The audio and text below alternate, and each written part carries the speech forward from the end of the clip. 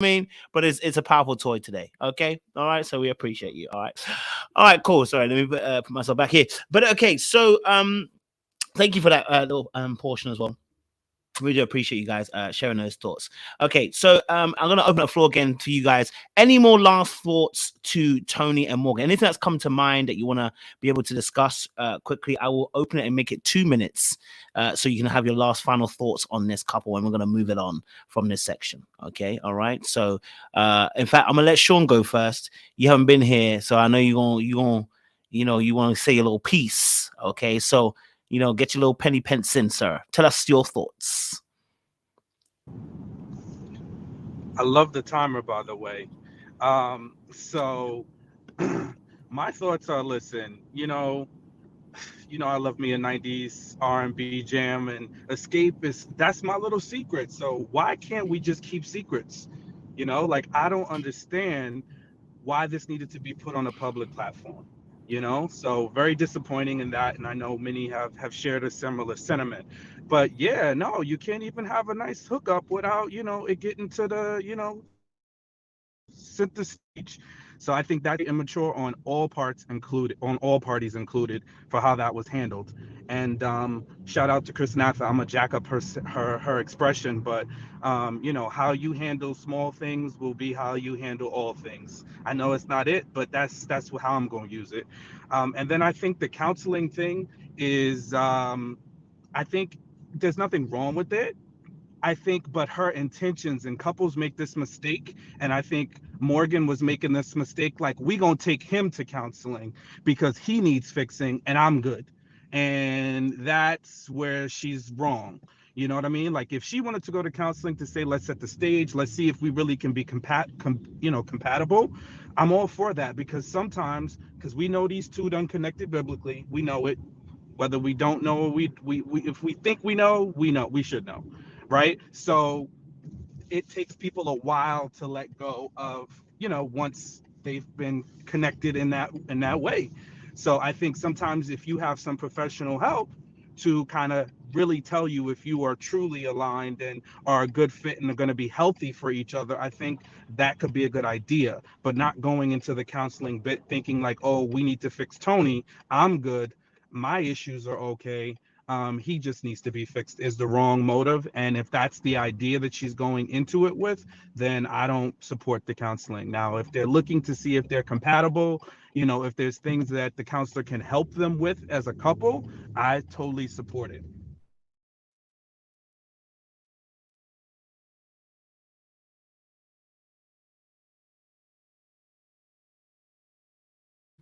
Thank you, Sean. The timer was about to go whoop, whoop again, but you just saved it. It had 2 seconds left on it, boy. I was waiting for it to go off again. Anyone else want to add their 2 minute sense on these two, on Tony and Morgan? Anything else that's come to mind that you thought to yourself, you know what, like, there was someone else that come to mind. Do you know what I mean? Yeah. Anything else? Yes, Queen, go for it. Me. I just wanted to say, I don't know. People are saying she's jumping the gun when it comes to her relationship with Tony, but he's just as possessive over her as she is over him. So I'm just like, I don't. They're kind of on par when it comes to this whole "we ride together, we die together, bad marriage for life." So I don't know. Let them go to the counseling. Let the counseling lead them to whatever answer it's going to lead them to. As long as they are together, not messing up with anybody else, that's fine.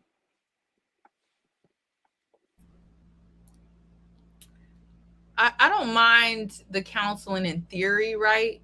But I think there's a lot of people who don't understand the gift of goodbye, and they see so many red flags so early before they've gone through anything. And instead of saying, "Hey, I'm really trying to stick, the square in the circle in the square," they're go to, "I just need to go to counseling." I do believe that couples counseling, even though I don't think it's going to work, if the counselor tells them that they both kind of need to figure their stuff out individually, then that's a success. But I don't think it's a good message to tell people when they see red flags from the beginning that you can easily detach from, to say, stay longer and then go to counseling.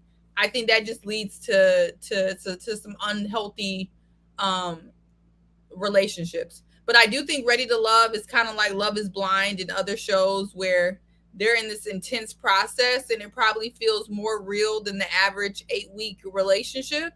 So I think it does feel real for them. I just don't think this is a good idea, but hey. I scream therapy up here all day, but I'm in agreement with Seaway. I don't feel like starting, like, love can be hard, but starting a relationship should never be this hard. If we're having communication problems in the first place, how are we going to get to even loving each other, like seriously loving each other? Right now, this is lusting over each other, because a relationship takes more than the physical attraction. In Tony's case, the spiritual attraction that he seems to have with her so bad, because he don't have no other attraction. If we can't communicate to break down walls and barriers of those other areas that I need you to be for me, like mentally, emotionally, spiritually, for real, then we're going to have a serious problem. Because if everything is done in the nonverbal, which is, of course, physically for them too, then we have really nothing. So what are we working on so hard? We're forcing a relationship if we have to go to counseling for that. Seriously, I'm with Seaway on this. If you see these red flags and you're just not getting along with the person to even start a friendship or a relationship with them, just leave it alone. Don't force it, because you're going to be stuck in something. You're going to be changed so much of yourself listening to a counselor or whoever it is you're going to for that help, trying to change for this person. And you're going to find out you're really miserable and unhappy because you're not living yourself and being your best self with a partner that accepts you for you. I think later on in a relationship, yeah, that's good. But this early on, I just don't see it. But I hear you, Queenie. I do hear you on it. I definitely do. Yes, Queenie, you want to respond? Question, Kojo? Okay. No, it's not a response. This is me jumping in my advocate Sue bag. I just want to reiterate to the people in the audience, I agree with everything that's being said on the panel. Okay, this is me just being an advocate. I'm asking the people on the panel and the people in the audience, what would be the detriment of them going to couples counseling? We agree that it is premature, but what would be the adverse effects of them going?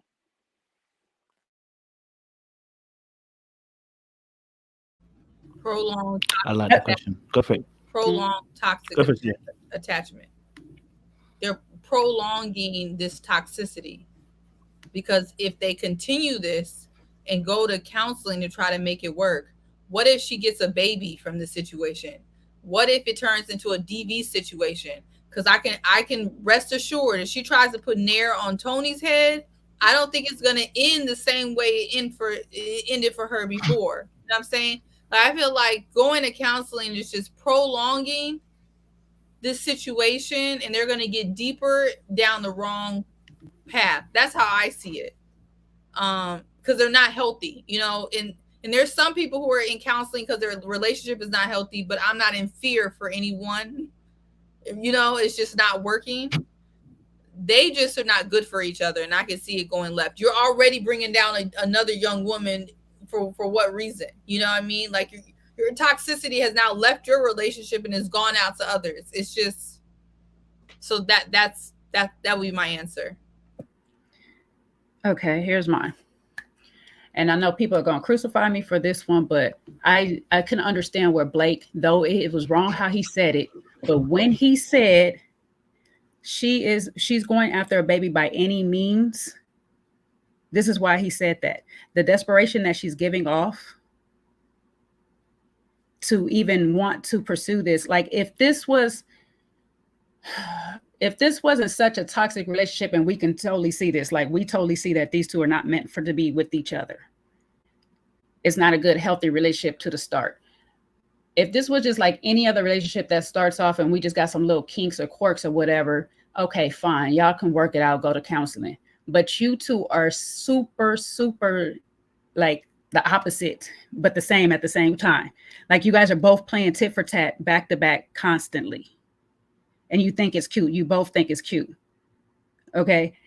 I can't say y'all need to do this together at all. Like, seriously, I think you both need individual counseling for sure, to check both of y'all like issues, because Tony got an anger issue over here and she does too. Both of them like making each other jealous. And we see what that blew up to this whole little argument back and forth where we being petty and spilling other business that we don't need to be spilling out to the public. The worst that will happen out of this relationship right now is that Morgan, out of desperation, will sit here and listen to what the counselor is telling her, try to change everything for that man, and he not do the same, because they're supposed, instead of changing for, they want to change for themselves, which she ain't gonna change for herself, because she already thinks she don't have a problem. So, but she changed for this man.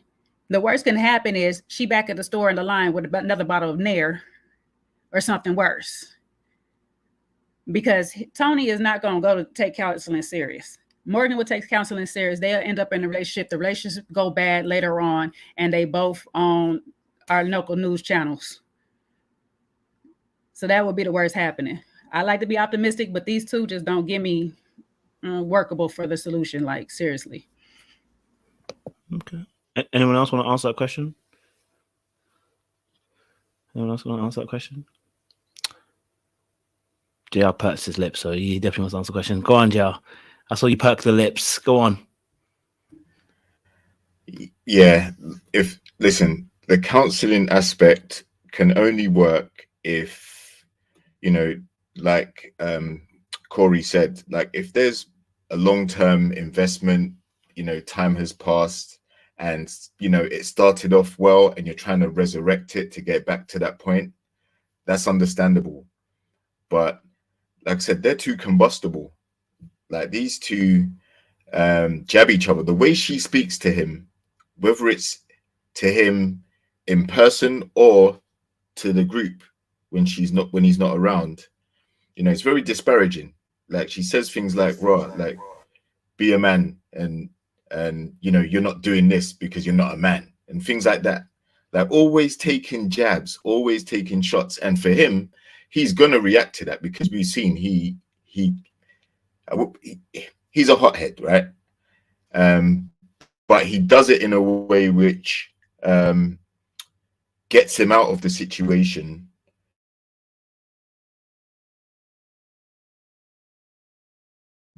Lead to a healthy relationship. And for any counselor to get through to Morgan, she has to also acknowledge that she has some problems, some fault in this. And she doesn't do that. It's all about, oh, he doesn't know how to communicate, or he ain't acting like this, or because he keeps acting stupid. Those are the type of things she's saying. Not one time have I heard. That's the only accountability she. So I think my internet's played up again. But yeah. The good Lord said he's taking your Wi-Fi. Don't worry. Anyone else want to answer this question? What have they got to lose? Anyone want to answer that question about the counseling?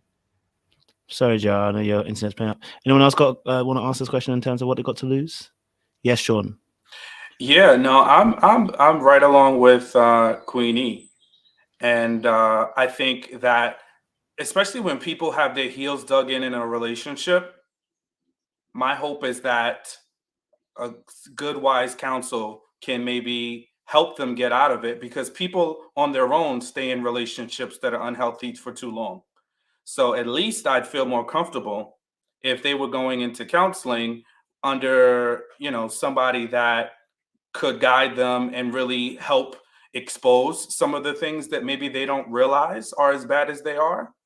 And, also kind of shine a light on Morgan so that she could understand exactly how much of a malignant cancer she can be before she talks about somebody else being a malignant cancer. So Jay, I swear, and Seaway can attest to this, not even in this episode, last week we had a conversation and I told her the same thing. I do not think that Blake's comment was that far of a reach, because I see how far the great lengths that she's willing to go, right? Now, it might not have been the nicest thing to say in the world, and I'll give you that. But at the end of the day, if you look at Morgan's behavior, it's not a reach, right? And look, we birds of a feather flock together. So who is Morgan aligning herself with? Miss Jeffrey. And we all know that's toxic on toxic on toxic over there. So she definitely, I support the therapy. Sometimes we can't block our blessings. And my hope is that she would get with a counselor, since she's the one that's recommending it, somebody that she's already vetted, and hopefully she'll be able to take the advice for herself versus looking to make it all about Tony. Anyone else want to just add? Anyone who hasn't spoken yet? Anyone else? Before I go to you, I'll come back. I will come back to you, Irene. I promise you, I'll come back to you. I just want to make sure anyone else hasn't spoken. Anyone else hasn't spoken and wants to say anything? What's the question? Sorry, I missed it. How you missed the question, sis? Huh? But no. The question is, what do they have to lose by going counselling? What do they have to lose by going counselling? Yeah, Tony and Morgan. What do you have to lose by her offering counselling? What do you have to lose? Well, the whole relationship, because the counselling is just basically going to unravel everything and all their issues and why they should not be together. You see, the reason why a lot of people go to counselling, or a person, an individual, suggests couples counselling, is because their own individual needs are not being met. In the beginning, it's not necessarily about the relationship and how we can make the relationship better. It's about, my needs are not being met. You're not doing this. So let me go and get an outside party to basically side with me and get you to fall in line. That's usually the incentive for initially when people suggest that therapy. What they don't realize, however, is sometimes that they have the issues, or the relationship they should not be in the relationship to begin with. So what they do is basically do themselves a disservice by even going into therapy, because they realize that they should not be together. So maybe that's what they need to do, but that's what they have to lose, the relationship in itself. If they just want to remain in this toxic bubble that they're in, they should just continue being as they are. But if they actually go into therapy, then they'll realize actually we're not for each other, and that's okay. You know, sometimes therapy is not going to fix the situation. Just because you now go and get help, it doesn't mean that you're not going to. Sometimes the person's not for you, and that is okay. It's okay to walk away, to actually, you know, cut your losses, to be like, that's not my person, and that's okay. So yeah. Okay, Queen, you wanted to add an addition? Go for it. I just wanted to say to the people saying that only couples who have invested a lot of time should go to counseling, it's not a good argument, because you can invest time and have it be a poor investment. So that's it. Personally, I actually do think they should go. I think it would be amazing for them to go. I think they would be good. Better. At first, when I heard it, I was like, I think what we're seeing is we know what they're like. Okay, I think for us, we know what they're like. They trash. Okay, right now it's trash. Let's just be honest, right? I think we all know that, right? From the beginning of the way we're seeing it, it's trash. But from a just an outside perspective, I guess relationship aspect, right? I think this actually is a good investment of time. Reason why I think it could be a good investment of time. At first, I was a little bit like, you know. Then I did my review today, and I was like, actually, no, they should go. And now I think they really should go. And I'll tell you why. Because they're doing whatever they're doing anyway, right? We know they shouldn't be together. But what I'm saying is they're already doing the do already. I'd rather you be doing the do and you be getting some counseling while you're doing the do, because maybe your eyes might open while you're doing the do. Do you know what I'm saying? And then maybe when you open your eyes, you might realize we're not made for each other. Or maybe, do you know what, we realize there's a lot of work we need to work on. Let's actually work on this actual stuff. So I know exactly what you guys are saying. So I see the two sides. What you guys are saying is that they shouldn't be together in the first place. And I agree, they shouldn't. But they're now here. So now they're here. I think this could be a perfect opportunity to, if they're willing, if they really are willing to, that's the question as well. If they really are willing to put themselves in that position to actually start to going to counseling early so that you actually can start working on some of those problems already. Because what can happen is that, sex can cover up a lot of issues, and you can bypass a lot of the issues and then it just explodes at the end. So I'd rather see them in the counseling, early, trying to work out some of these issues. Maybe a counselor kind of just speaking to them and saying, hey, you know what? This is what you need to work on, or this is what you need to work on, and et cetera, and maybe they can make it work. But if not, then they're just left on their own, and they're gonna do the do anyway. They're gonna do the do. You know what I mean? So yes, Jay, you've opened your mic. Yeah, so like I wrote to Queenie in the chat, I can hear where you guys are coming from, that the best thing that could happen is they get the ball rolling for individual therapy for both. However, the only problem why I stay 10 toes down on my side with this particular couple, I don't think with any other couple it would be a problem, but this particular couple, the number one reason too is Tony does not want to do it. If they both mutually was agreeing to do it, I would say, yeah, go for it by all means. But Tony does not want to do it, so much to the fact that he's arguing with Tommy over coaching and counseling the word, which is the same daggone thing. And you want to sit here and pose it as your sister has the problem, but you have the bigger problem than your sister. You don't want to go to counseling for whatever reason. So I don't think a person that doesn't want to go to counseling should go to counseling, because they're not going to be their authentic, genuine, open self that they need to be to get the healing that they need. And that's why I said Morgan would probably start to try to think she's manipulating the system by listening to the counselor, doing whatever the counselor say. They end up in this long-term relationship and Tony hasn't changed. So to me, it would be a lot of waste of time and money in this situation when she wants to have a baby now, just move on and find somebody that's on the same page with you, instead of fighting this whole thing with this man for so long and wasting more of your time. The ball's a little late for you to be trying to do this. Like, if she was younger, okay, go for it. If she was Mercedes and Mark Anthony, good, go for it. But you're a lady of a particular age wanting to have a baby. And I'm not saying it can't be done, but the factors that your baby is healthy are a lot more at risk of not being healthy at your age. So you got to actually get the ball moving with somebody that is ready and on your same page right now, not wasting any more time with Tony. So in this particular couple case, no. Other couples, maybe, yeah. All right. Yes, Black. Yeah, you know what? The more and more I think about this, I'm starting to see that they may belong together. They may belong together, because there are plenty of couples out here in this world that thrive in toxicity in their relationship. And that's the only way that they can stay in their relationship. Some people don't want peace. Some people don't want grace in their relationship. They want toxic. So that sounds like the recipe that they're going for their relationship. I do agree with Jay in saying that they both have to be able to admit the fact that they need the help, that they are willing to put the work in in order for counseling to be successful.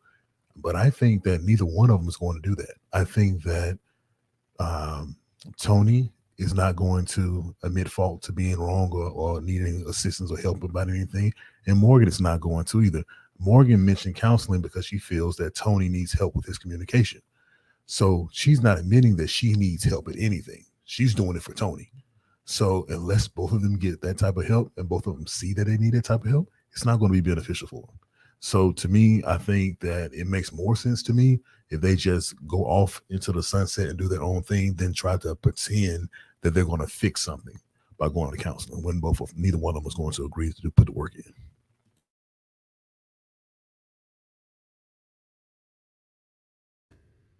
And I got my food ready. Anyone else want to add onto that subject? I think it's a really good conversation, because I think this is a good scenario. I love how we have different opinions on this. Anyone else want to add? Yes, Sean. I'm guessing you're eating because you put your camera off. I'm back here.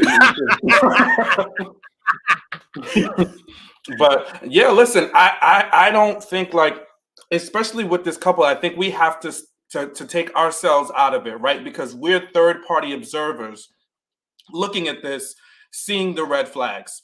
But the two people inside the relationship really don't see the red flags. So the only thing counseling can do is to help from somebody who is really an expert in relationships and human behavior to help uncover some of the issues, right? And bring to light some of the things that they both need to work on if they want to have a successful relationship. So I really don't think there's going to be much harm, because they're not breaking up. They're already entangled with themselves, right? So listen, some people believe in soul ties, some people don't, but they tied together in some kind of way. So I just feel like at the very least, the therapist can give them some good counsel that they're not getting on their own. And maybe, just maybe, it will force Morgan to go to counseling by herself, because Tony will be so objecting to it that she'll be like, well, then I'll go myself and I'll talk to him and I'll tell him everything we're going through. And then the counselor will be able to advise her, right? So I think at the least, it's going to help bring something to a close, because people linger on. How many times, even our own audience and our own selves on the panel, we talk about relationships that we stayed in for too long. You thinking a counselor is just going to be there to keep them together? No, a counselor is going to help them with behaviors. Is going to help them to dig deeper into what are the root causes of some of the things that are going on. It's not, okay, the counselors don't tell you, okay, you guys stay together, right? It's not marriage counseling at your local Baptist church on the hill. This is a counselor who is an expert in human behavior. So we have to be open to the idea that at the very least, this person can point out some behaviors. And I know plenty of people, and I'll end it here. Plenty of people. One of my closest friends, he and his now ex-wife went to counseling together, and she was dead set that the counseling was only for him. But once they started talking and relaying stories and talking about things, the counselor started bringing out issues in her own behavior, started talking about things. Hey, listen, I don't know. I don't think that was the right way to handle that situation. And yes, you reacted this way, and I can understand that, but what was the outcome? So I think at the very least, it's going to bring to the surface some self-awareness that's not there. It's the same woman that thought it was cute that she burned her ex-boyfriend's hair with Nair, right? So that, I'm not going to ever shun her getting in front of somebody with a license to talk about things. However we need to get it. Sometimes, listen, Jesus Christ can work through, the Lord can work through a donkey. So if he can work through that counselor, whether they're a believer or not, trust me, she needs to talk to somebody. And he should too. But at the very least, if she can get some help, I think it will do her a world of greatness. Quick question. Have anybody stayed in, you stupid for that, Coach. Has anybody stayed in a relationship that within the first 6 weeks, I give them that much time, you've seen this many red flags?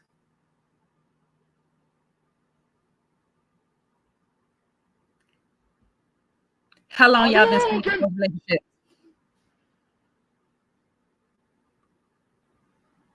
How long did y'all stay in those relationships? Seriously? 10 months. 10 months? 10 months. 2 years. Mm-hmm. God damn. Sorry, Lord. Years. Y'all was sexing in them too early. See, that's the problem. That's y'all need to close your legs. Close your legs to married men's and women's. See, that's the problem. No, just all right, I'll let y'all have it, because if I got this many red flags that early, I'm not even trying to mess with you. I'm just gonna keep it all the way funky. Like, this too much for me. I like my peace. But Jay, remember, this woman does not know love romantically. I know she don't know love.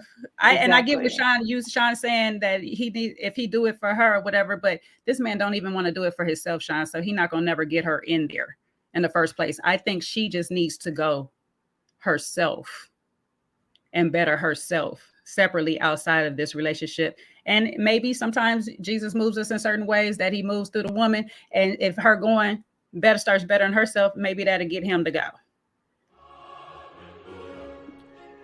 Yeah, no, I'm with you, Jay. And I think it might, because Morgan is very stubborn too. So she might get tired of going by herself. And then she might be like, listen, he doesn't really care about me the way that he says that he does. And he's not the right one for me, because she has to self-discover that. I don't care How many of us listen to our friends and family members when we were in relationships that we shouldn't have been in? You don't. You do what you want to do. And sometimes you need to go through that process so that you learn to take heed and good counsel, and also just know better to do better, right? But she's never had that moment of self-reflection. So I think it could, I'm hoping, that it's a possibility that it could come from therapy. But I don't think therapy necessarily hurts anyone. I guess unless you go to a really bad therapist, then yeah. On the other, that's more of the exception than the rule. Therapy is always going to be there to help you help to be a mirror to yourself and help you to get better in general.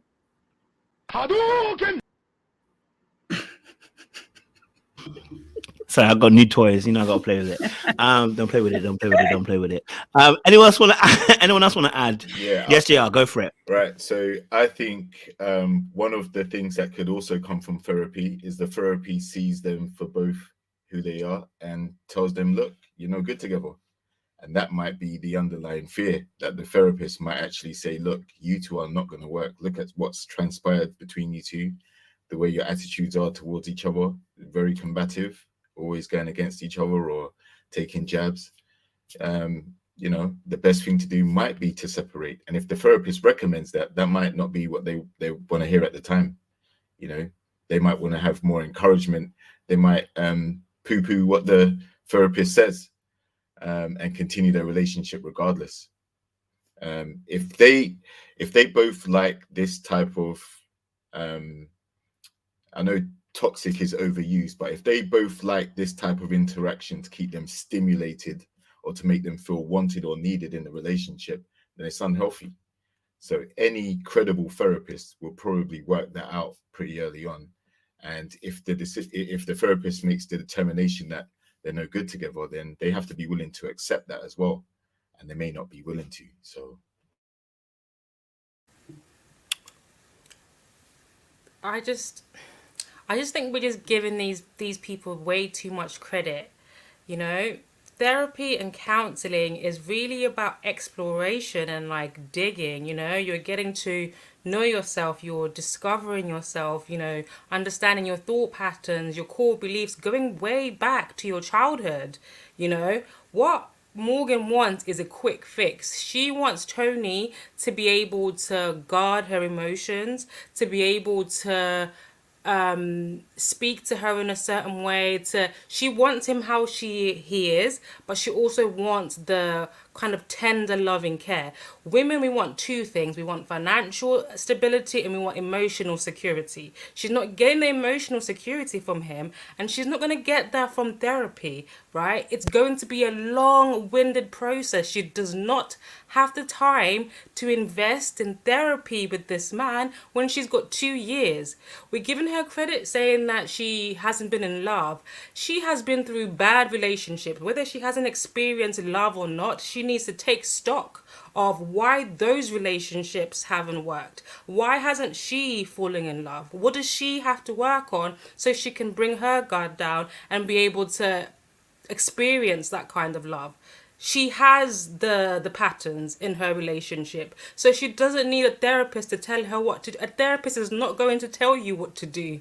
A counselor is not going to tell you what to do. They're just going to help you get to the realization yourself. We all have the answers. We all have the life experiences. Yes, we might need a bit of guidance for somebody to help us understand, but you need to look at your own life and look at the patterns and the decisions that you have made to be like, what happened in this relationship? What happened in that relationship? She's not ready to do that. That's on her. Going to therapy with Tony is a waste of both their time. It's not going to accomplish anything. It's not going to make her understand herself better because she's going there for them. She's not going in an individual sense. So it's just really how you look at it. We're giving them way too much grace. There's just no point. It's a waste of time. Don't do it. Damn. Okay. Yeah, my baby shut me down. Okay, all right, no worries. Anyone else who hasn't spoken on this yet wants to add before I change it? Before I change a couple, if you haven't spoken yet on it earlier, I can't remember. You can. And this question, I'm not sure if you have. What they're gonna do? Just go for it. All I was gonna say is therapy in general for relationships in life that you haven't made a long-term investment or commitment to is silly. And I think it's beyond silly. Like therapy for your mama, therapy for your brothers, therapy for a serious relationship with your husband, maybe even therapy for a long time friend that you're trying to work stuff out. But even with that, most of the time you should just like grow and leave if you guys are growing apart. But therapy for relationships that you don't even have a commitment to me is beyond silly. But the therapist will take y'all money. So if you guys want to go and with y'all new boyfriend and girlfriend and show up to the therapist's office on the couch, if you got that insurance, they will let y'all air out your bull crap. But I think it's silly. I will say this though: if I am serious about a girl, you know, just want to put some feelers out there for the ladies out there. You know, if I am serious about someone and I get into a relationship with you, we go in some therapy. I ain't got time to wait till we get married before we do therapy. We're doing therapy before we get married. I haven't got the time, right? I think there's some. I know myself. There are some blind spots. I'm not going to be arrogant about it or prideful about it. But if I'm serious about you and I think about and I start dating you properly, I mean, like not like just dating, but we're like thinking about, you know, relationship. We're trying to get married and all that kind of stuff. We gonna do some therapy, okay? Some counseling, some couples counseling, etc., right? You know what I mean? So I'm gonna say that. That's just for me personally, because I think sometimes when you're in a place where you counsel other people, there's a lot of blind spots, and I'm not about to play with myself. Okay, all right. Holy Spirit done got me, but I'm trying to just double back and make sure everything's just cool. You know what I mean? Yeah, I don't want to have to come and tell you guys a sob story. Okay, in about 5 years' time, you know, because that's gonna hurt me. Pre-engagement counseling, or you're saying like when you just meet a girl? I'm saying before we get to engagement, I'm not engaging if I've not gone to therapy with you. I am not engaging if I've not gone to therapy with you. It makes no sense to me to engage you, and we haven't gone to some level of counseling. I can do a lot by myself, but I know there's shortcomings on my end. So I need to have some help of some counsel where we can actually see each other properly. You know what I mean? So before we get to the engagement, I'm gonna do some counseling. Me personally, but I mean, that's just me personally. On your mind, is engagement on your mind? Oh yeah. Of course. Yes. Sorry, yeah. We're in a relationship. At that point, I'm in a relationship. I actually think pre-engagement counseling, when you're thinking about engagement, is all right, because I think as a person who went through premarital counseling, even recently, I guess in the last 2 years, even if you see something that you don't like, when you've already had a big engagement and it's already been a lot of pomp and circumstance and it's already a big thing, it takes a lot of balls or a really big problem for people to walk away.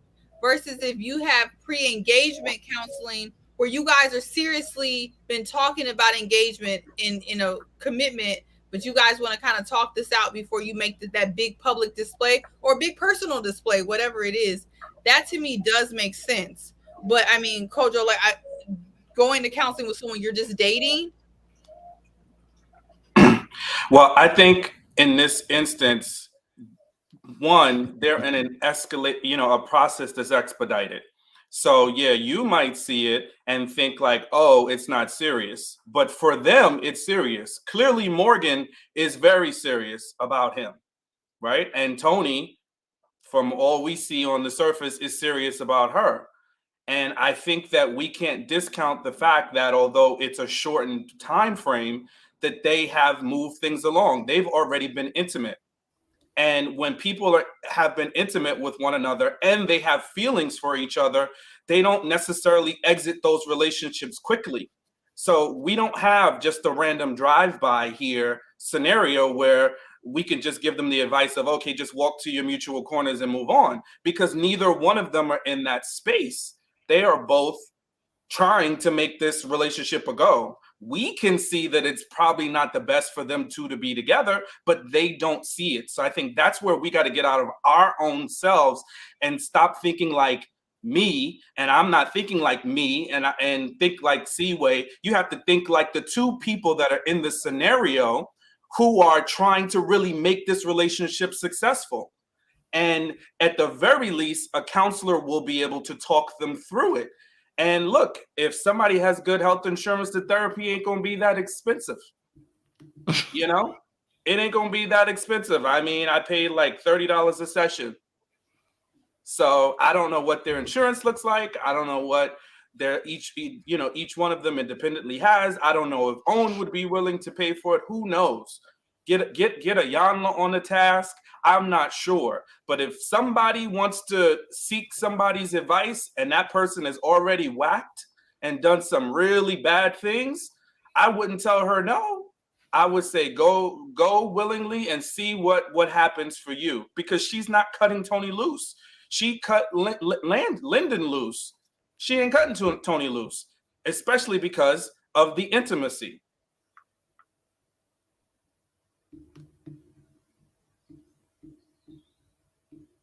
Do you know what? So, man, actually, my last final thoughts on this is, I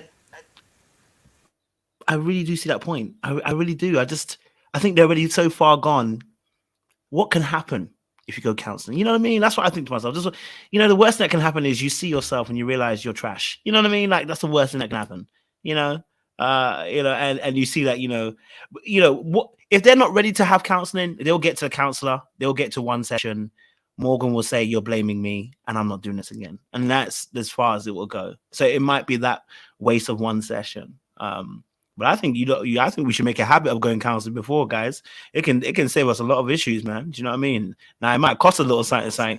Maybe we should use the date money for a counseling session that you guys be asking us to pay for. But hey, who am I? What am I? You know what I mean? Because y'all don't pay for it, so we pay for it. So I think you should let the man patriarchally pay for that counseling session before y'all start going on this expensive dates that y'all be asking these men for. But who am I? What do I know? You know what I mean? What saying anything now. We can add that to the bill. You got this. You can say anything. You could put a service charge on the counseling if you want. But okay, cool. Can I jump?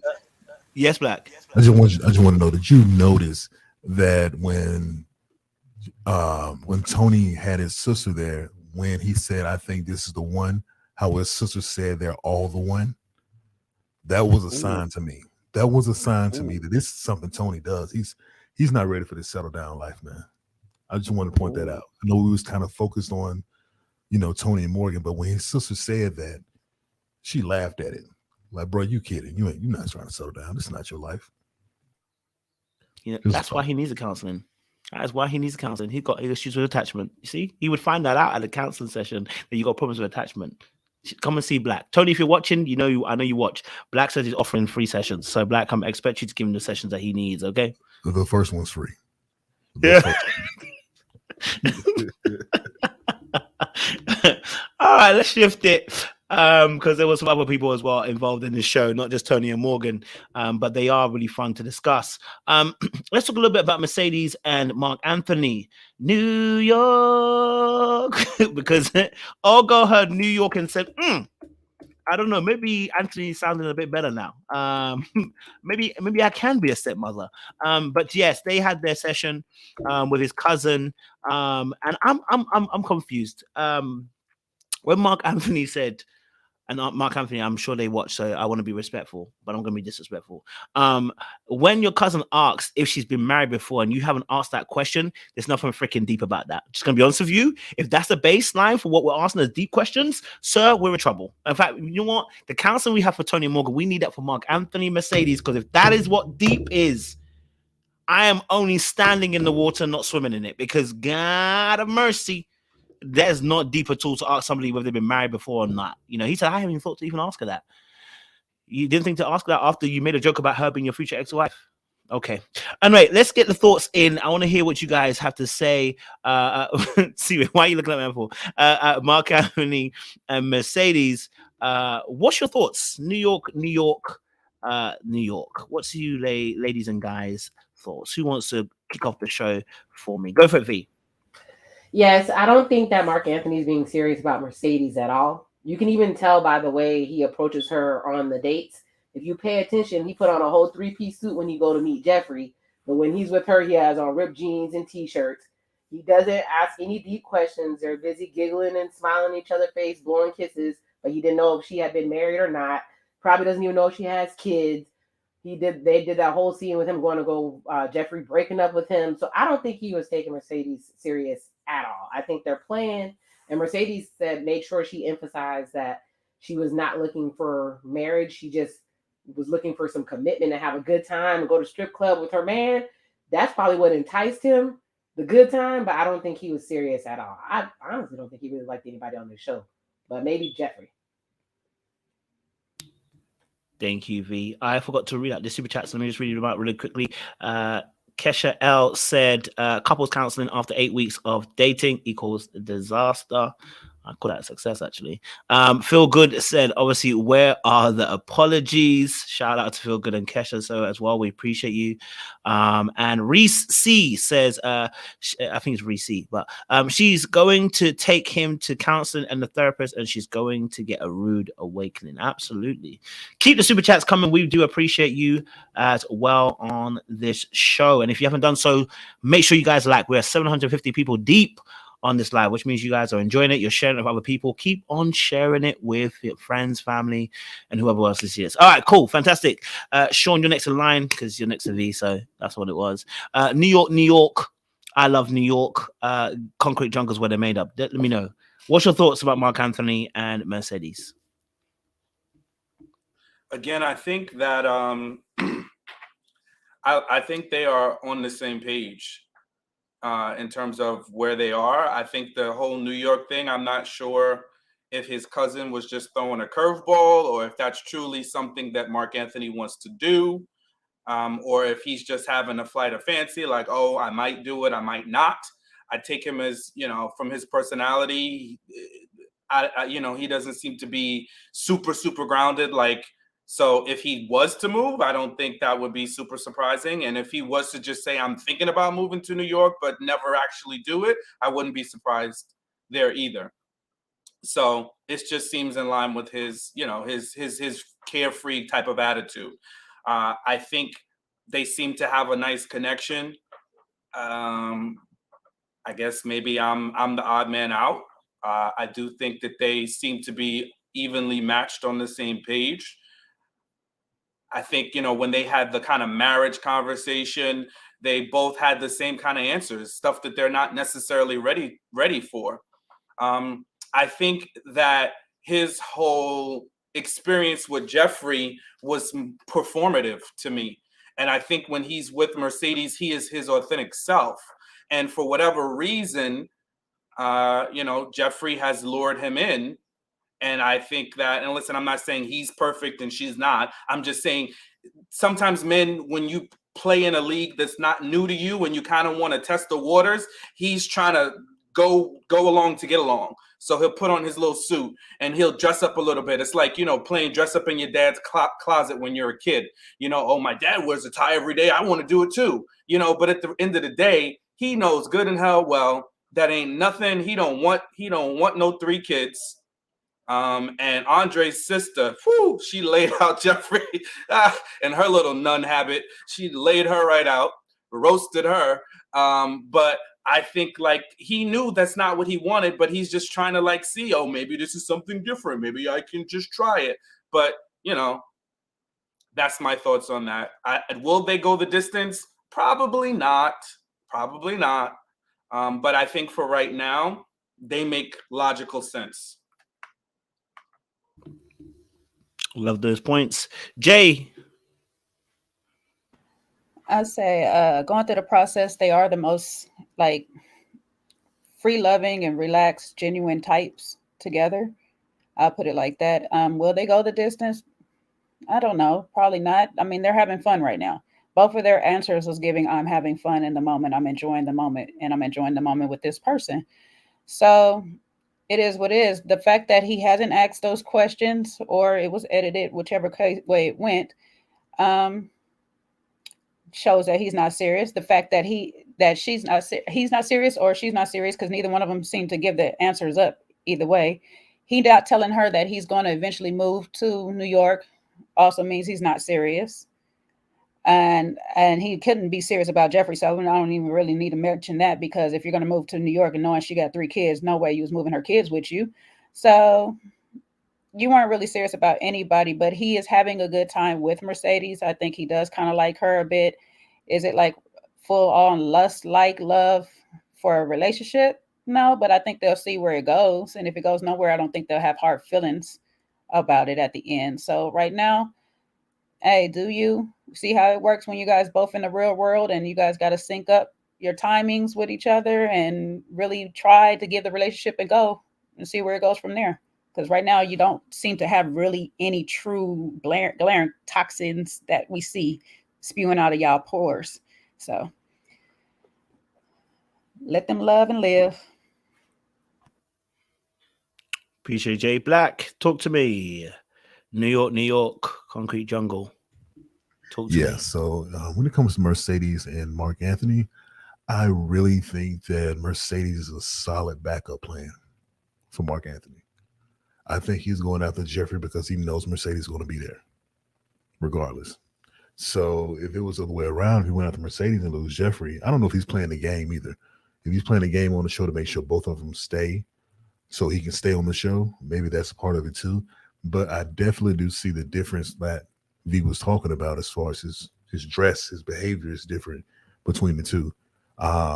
He's more chill with Mercedes. He's more uptight when he's with Jeffrey. Jeffrey is on the edge, about to let him go. He don't know that, but to me, I see that she's about to let him go because she can't see him being in that mature role to be there for her kids. So that's a big thing for her. She's mentioned that over and over again. So I think she's playing a game too with him. But when it comes to Mercedes and Mark Anthony, man, I don't think he's taking her seriously, which is unfortunate because she's really into him. But sometimes you can't show that hand, unfortunately. And I think when they were back to the episode when they were working out in that gym and they got real close and were hugging each other or something, I think Mercedes showed him that at that time that she was really into him. And sometimes, unfortunately, people play games in these relationships and you cannot show your interest in them so soon.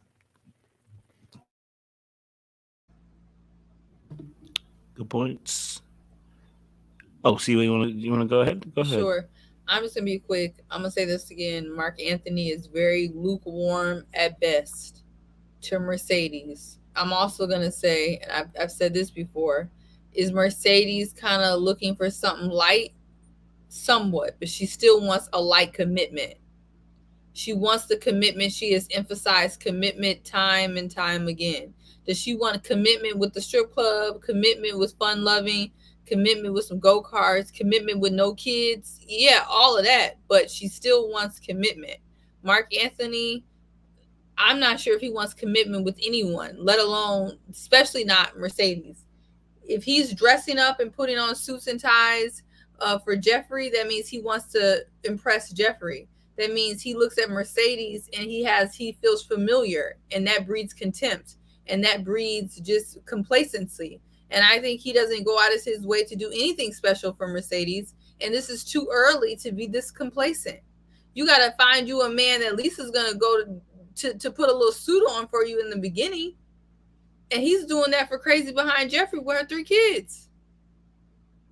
So I don't know. I don't think he's really, like Corey said, solid backup plan that is actually convincing, because she's not a bad cat. She's a pretty girl. She's somebody he could bring around his friends, all of that.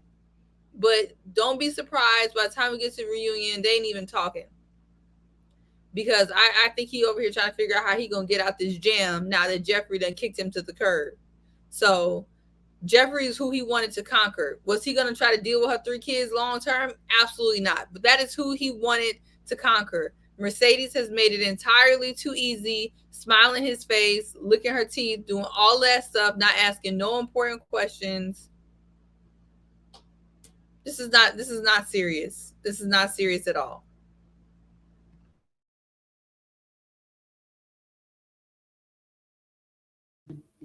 Thank you, Z-Way. It's not serious at all. Fine boy, no pimple. Lorraine, talk to me, because this is your main. Ain't gonna stand beside him.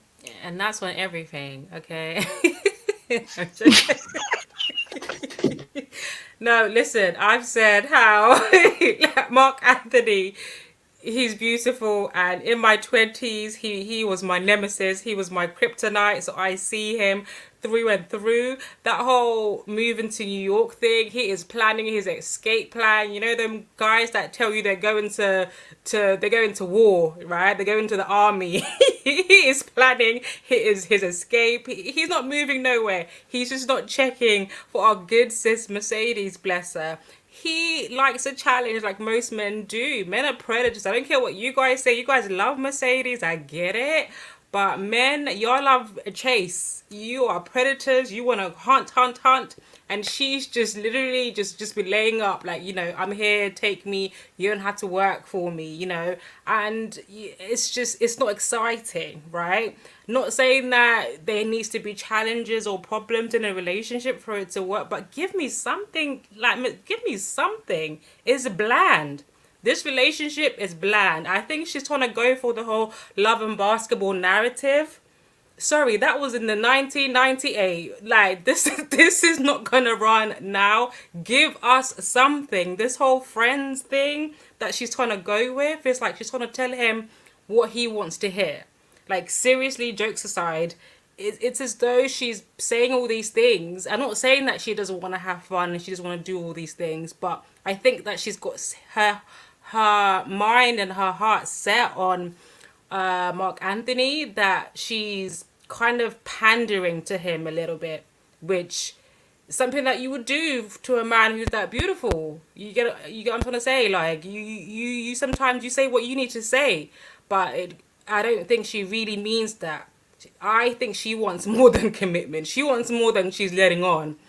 But yeah, he's about to pack up and pretend to go to war when he's going to be in his bedroom sleeping, child.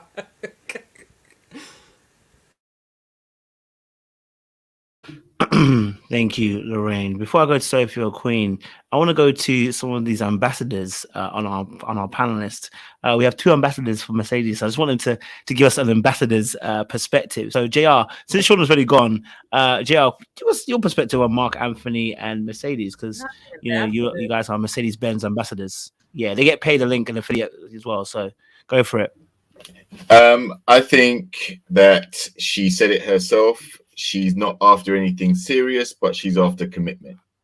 So wait, what? So if Mark Anthony can be committed to her, then I'm sure that's what she did. That's an oxymoron. What are you terrible? That's what she said. That's what she said. You are twisting yourself into a pretzel with this mess. What are you talking about? But that was that's what she said. That's what she said. That is what she said. So exactly, she wants commitment. She doesn't have to be deep, doesn't have to be love and all this other fluffy stuff. She just said commitment. That's what she said. So I think there is I can see where you're saying about him wanting to compete for Jeffrey because he knows Andre's involved. So there may be a competitive element there. But if he is planning to go to New York, he's not thinking about being a stepdad to 3 kids. And the fact that he's seen Andre kiss up Jeffrey in front of him, he wasn't too fazed by that either. So I don't really think he's that competitive. I don't really think he wants Jeffrey, to be honest. He's much more compatible with Mercedes. And yeah, I don't see the what's the opposite of optimism?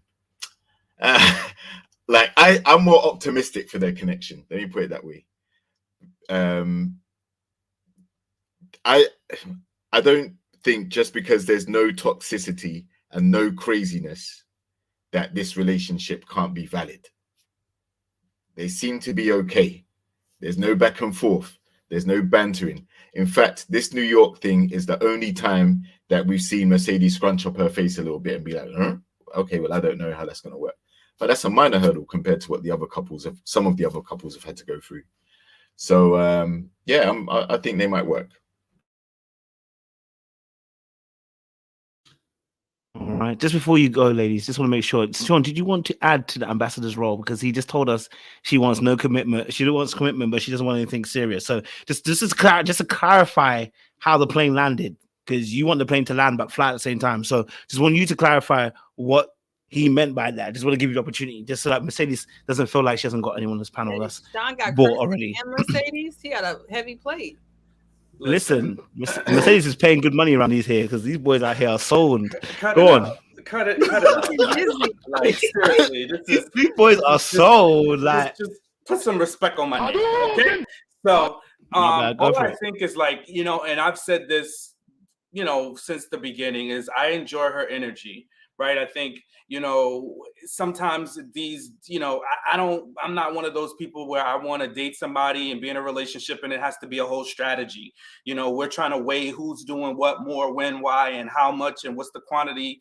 I don't want all that. I'm a simple guy in that capacity where if you into me, I want to know, and I'm going to let you know that I'm into you, and we could just rock on. So I do really like that about her. What I think JR was trying to say, well, at least what I got from it is she does want a relationship, but she also wants to have fun at the same time. So she's not opposed to doing some of those kickback things. Like, she mentioned she'll go to the strip club. There's nothing wrong with that. Like for her, she's like, we could still be young and have fun. If we have kids, we can drop the kids off with our respective loved ones, and we still going to hit the town. And I mean, all of that sounds very appealing to me. So look, Mercedes, if you watching and Mark Anthony moves to New York and you are really not into that, although I'm in New Jersey, look, we can travel. We have airline miles, and you are in the airline industry. So listen, we can make this good thing a go at it. And I land my plane, literally and figuratively. Oh, wait a minute. Was that a shot? And if shots are not taken, they don't get met. Okay, Sophie, go for it. These boys are ambassadors. I love it. He think he Caitlin Clark right now. That's who he think he is. I think that's what a lot of the men like about Mercedes is that she is, as you recall, a lot of the men were interested in her and have been interested in her because of her her personality, her lightheartedness, and she's fun. I think, from the beginning, I felt like they were equally on the same phase and stage in life. So I saw them naturally become a couple. Do they share the same goals for the future? I don't know if they're even on that level to discuss that. I think they're just having fun, enjoying each other. To a certain degree, it is nice that he is a little bit more relaxed around her than instead of putting on airs like he is with Jeffrey. He can be more of himself. But again, in the long term, is he going to put in the effort to make this a serious relationship? Is he going to prioritize her? I don't think they're at that level of even discussing goals. I think they're just like, I like you, you like me, you're attractive, let's have fun. Mercedes probably has more interest in him than he does, even in just the body language. Like she kisses him. She reaches out to him a little bit more when they kiss. I don't know if you've noticed that. And he kind of just sits there and lets her come to him. So that is not a good sign. You do want him to consistently pursue you and continue that for the, however long the relationship lasts. I think Jeffrey is more of a fantasy for him. That's why I always look at them as like an older woman, younger man phenomena, where he's intrigued by her, whatever image she's putting up, even though he might know it's a fantasy, that he might know it's an act, he's drawn to it. It could be, again, it's a challenge. And just the way he looks at her, I don't know if it's an act, but he was extremely just he's mesmerized by her beauty. He's like, oh, you're so beautiful. He just looks at her. Andre called her a princess. And so whatever she's putting out, they're eating it up. They're believing it and they're liking that fantasy, that femininity, which is amazing. But even if it's fake, sometimes people would rather have the fantasy. Just like Morgan, she would rather stick with the bad boy fantasy of Tony than really deal with who he really is. Sometimes it's a safer place for people to be. But I don't know. I've seen them on social media. I think they're still, we're friends yet we're dating type of, couple right now, Mercedes and Mark Anthony. They might make it. I have a little bit of hope for them. Go for it, Queen. Thank you, Soph. I don't have many strong feelings, if any, if I'm being honest. When Mercedes comes on the screen, nothing really draws me to her. Not V nodding. Yeah, nothing really draws me to Mercedes or Mark Anthony. Sorry, I know the ladies love Mark Anthony. Nothing really pulls me towards his direction. Something that did cross my mind though is similar to what Sophie said, is they both have this fantasy. And I think it's interesting how Mercedes portrays this whole like, oh, I'm easygoing, I'm airy fairy, whatever. But she did want Anthony, but then realized what Anthony's looking for, she cannot reach, right? So I think somebody who's put together, but still not so put together that it's intimidating is kind of Mark Anthony. But I feel like Mark Anthony's in his vagabond era right now, just kind of like explore the world, do my own thing. I don't really want to settle down with anybody right now. So I don't know how that's going to work out. And then the fantasy with Mark Anthony as well is the whole Jeffrey thing. Like she's got the white picket fence, the kids, the whatever. And he's like, oh, well, could I step into that role? But realistically, he cannot achieve the things that she's looking for. So, he had to put that facade away. And so, yeah, I don't know. The show doesn't end in marriage or anything like that. So if they end together, that's fine. They can continue to date. They can end as friends. It is what it is.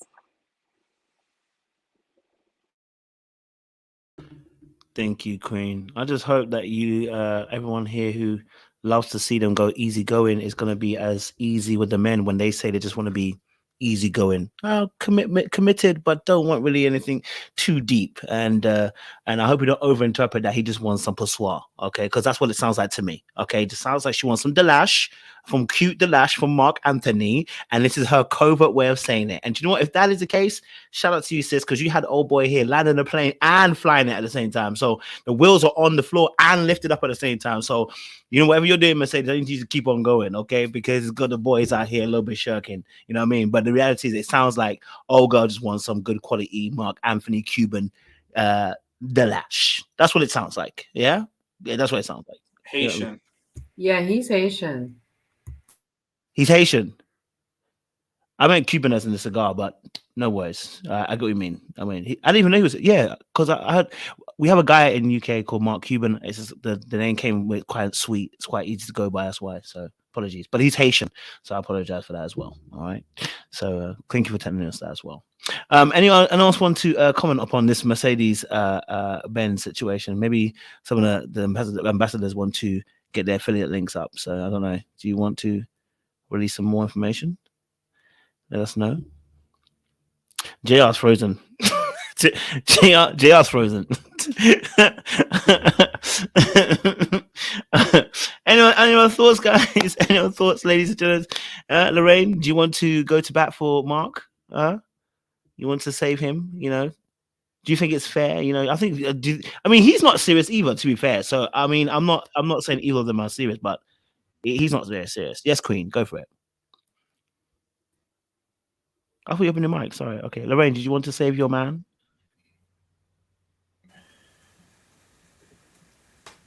I'm gonna stand beside him. He knows my Instagram. He knows where I'm at, and that's on that. Okay. What is going on my panel? Infiltration. No, I'm joking. I'm joking. Like I said, in my 20s, absolutely. No. Mark Anthony is not serious. I'm not going to bat for him. I'm just saying that, their relationship is just bland, right? It's just bland. I'm sorry.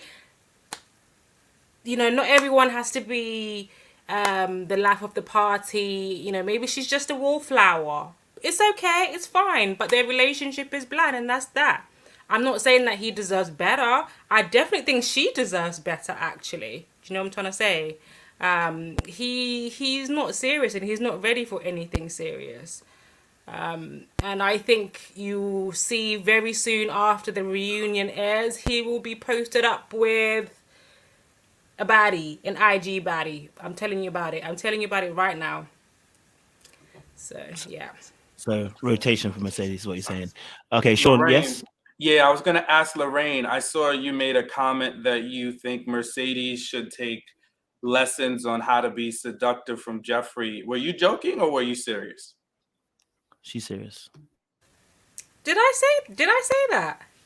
I think so. I did not say that. No, I And we think should it take was- lessons from Jeffrey about anything. I did not say that. Someone said it in the comments, but Somebody is. You're not Lorraine B? Nope, not Lorraine B. Oh, so there's another Lorraine. My bad. Yeah, so Lorraine B said that, and now that's exactly what your response was. Is what mine was going to be. So I was like, me and Lorraine usually on the same page. What happened? What's going on here? Water signs. Sick and tired of y'all defending this MA and M situation. Yes. Anyone else want to add their 2 penny pence into this situation? I was just gonna say, one of the things that I noticed about Mark Anthony is he keeps using the term shorties. Like, that's not the way that you would usually refer to someone that you're serious about, right? And the fact that he's talking about shorties plural means he still is open to meeting somebody else. But for the couples on the show, I think they're probably the best matched. Forget about Jeffrey and all the others. Mercedes is much more his speed, and she's not moving mad. So definitely take advantage of that. Love that. All right. If But not her. Don't take advantage of her. Take advantage of the fact that she's so nice and you found someone that's not toxic. Hey, boy, you are tweaking, boy. You are tweaking. Can we just say that everybody keeps saying that Mark Anthony is boring or whatever, but he did give us a classic moment up in this episode when he gonna sit there and be in his confessional talking about, I invited Mercedes to meet my family, but you know who I didn't invite? Jeffrey. Like, that was classic. I was like, boy, don't you stop, knock it off. You're too much. Okay, he might be boring the other side, but that was hilarious to me. And Jay, that was the only passion he showed, and that was towards Jeffrey, not Mercedes. Once again. I think JR and Sean can do some recon for us. Let us know. Does she take Mark Anthony seriously? Let us know, guys. And we'll be satisfied with the answer you can give us as well. All right, Lorraine, too, if you could just find out from Mark Anthony if he's actually anywhere near serious towards Mercedes, that would be very helpful as well. And any affiliate links that you guys got, do send them over. I'm sure the crowd would love to support you guys as well and get your little coins up. Okay, all right. Listen, next, let's go to the next one. Let's go to the next one. Let's go to the next one. Let's go to something as petty as me right now, which is Andre's. Stop that, coach.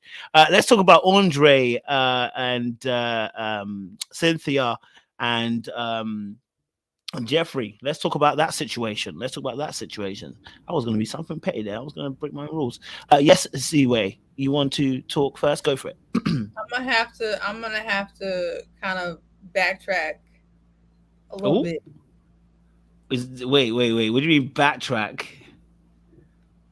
I'm gonna have to just ease up a little bit off of my opinions on Andre before. Wow. I'm starting to think Andre is that guy. He's giving that guy energy. April Fool. No, wait. Because that squiggly thing in the front of his head is still a problem. I'm not backtracking off that. But the way he kind of made Cynthia, like, I kept on saying in my head, I'm like, he should be with Cynthia. I mean, like, Cynthia should be what Anthony, and they had a nice connection, and he rubbed her feet, blah, blah, blah. When Cynthia got back in front of Andre's face, and she just melted and was, halfway trying to not cry, his energy, I'm like, he has to be that guy. He has to be it. Because I don't understand this energy. Like Jeffrey want him, Cynthia want him, even though Cynthia got another guy that really likes her.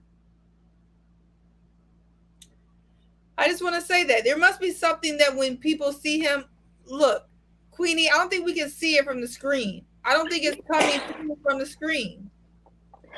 I just wanted to say, with your logic, then that would make Jeffrey that girl. Flawless victory. Now, Flawless the victory. thing is about Jeff.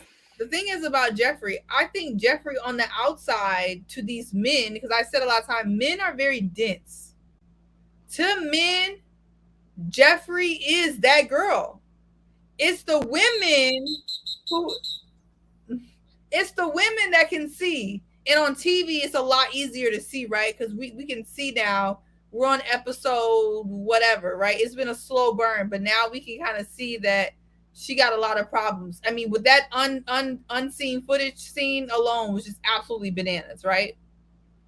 But you could tell that the men don't see it. They don't see it. She is that girl to them. She has 3 kids, and none of the fathers are in their life, and they're still lining up.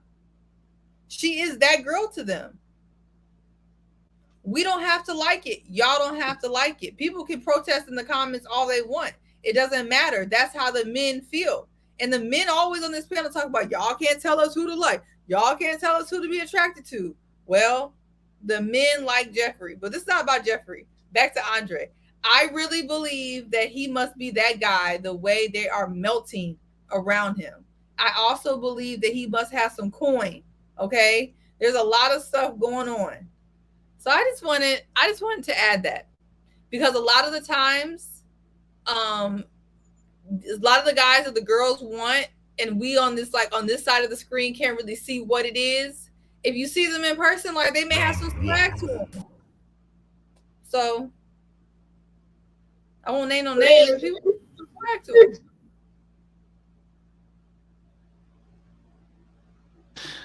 Thank you, Seaway. And you know what? I totally hear you, and I really appreciate that you brought us men into it to tell us we haven't got 2 brain cells, and I appreciate that. That's a flag on the play. I'm just gonna let you know that's a flag on the play, but I'll take everything else into consideration as well. So I won't hold that against you. We just want to help you out. It's not personal.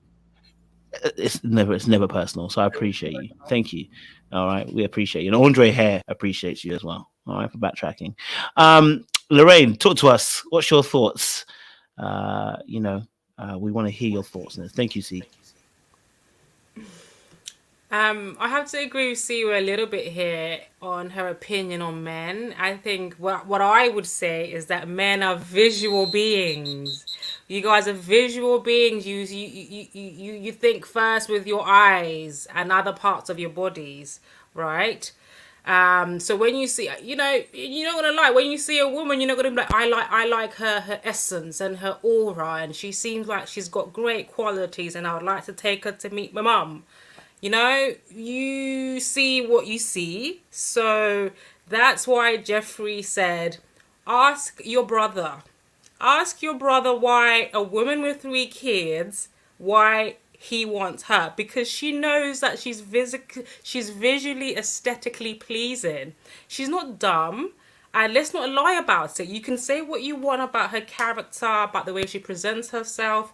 We say the same thing about Morgan. I don't understand this rhetoric. When we're talking about Morgan, we can all appreciate that she's beautiful, but we also say that she's toxic. Same thing with Jeffrey. She is beautiful, and she presents herself in a certain way, and men, fall for it. Some fall and are unable to get up. Okay, they dig that grave so deep they can't get up, and some, it's just a small little dig. So I 100% agree. You are visual beings. Kevin Samuel said it best. In this situation, that's what you guys see. Yes, for you to keep a woman, there's other things that go into it, but let's not lie about it. Let's not lie about the fact that Jeffrey's not good looking. That's what I have to say about that. In terms of Andre, I disagree with you, Seaway. He is not that guy. I just don't get it. I don't get it. And I'm not talking about the physicalities. I'm not here to judge somebody's physicalities. I just do not get what he brings out of these women. It has to be the moolah. He has to have money in the bank. Women, we care about 2 things, and I've said this: financial stability and emotional security. this man has to have some kind of financial stability to back him, because I'm not getting any substance from him. He doesn't talk deep. I don't hear him talking, and I'm here and I'm sensing some kind of depth in about him. So there has to be something else there. I was very much disappointed in Cynthia in this episode. Very much disappointed. Because she gave that man far more attention than he deserved. I'm sorry. I'm not saying Anthony's the best thing since sliced bread, but if we're comparing the two, I do think that he's a better option for her. But she gave him more attention. I am going to give her the benefit of the doubt and say that one woman had to be eliminated in this episode. So she did what she had to do to stay. So if she did that, and she really, really does want Anthony, then that's fine. We're going to go with that. But Jeffrey, Andre's sister was basically not impressed. That dress did not work. She came thinking that she could fool a woman like she could fool Andre. Wrong tactic, okay? And it did not work, and she was not impressed. But he's still going to pick her because he remembered that Cynthia had 2 kids, completely forgot that Jeffrey has 3. Hello. So he's still going to pick her. Hadouken! Kojo, can I ask though, why is Cynthia crying? And Cynthia seems to be like a legit solid person, right? We all kind of agree that she's pretty solid. Why is she crying and breaking down and so emotionally attached to this man if he's not that guy? To be clear, I'm saying he's that guy. I'm saying the way these women are acting, they're acting like he's that guy. Anthony's not broke. She could be crying at over where he at. Anthony won none of that smoke. But I'll let Black answer that because he said he wants to go next. So you can answer that question, Black. What is Andre that guy? No.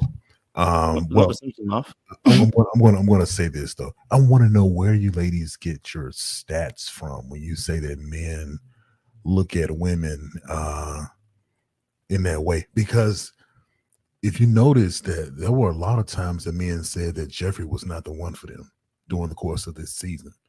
A lot of them said Jeffrey, I have no connection with Jeffrey. Jeffrey's not it. Jeffrey's not it. But Jeffrey is. I'm going to be really frank here. She's smashable. Okay, she's pretty. She looks good in her outfits. She has a nice body. That's about it. When it comes to longevity, when it comes to marriage, I don't think anyone really sees that in Jeffrey. You know, when it comes to Andre, what makes him this quote unquote the man is because he's well put together, besides the hair. So he looks like he has money. He may very well have money, and that success is attractive to women. So you say men are visual. We're visual because we like what we like. If it's cute enough to do what we want to do, then okay, cool. But it's not to say that that's the woman we go for longevity. Just like women don't go for bad guys for longevity. You have your fun, and then you go and get someone who's like, Steve Jobs, somebody. So it makes sense in that era for me. So for me, I get what C-Way is saying about Andre. He looks well put together. He looks like money. Women are attracted to a man who looks successful. Boom. That's what I get.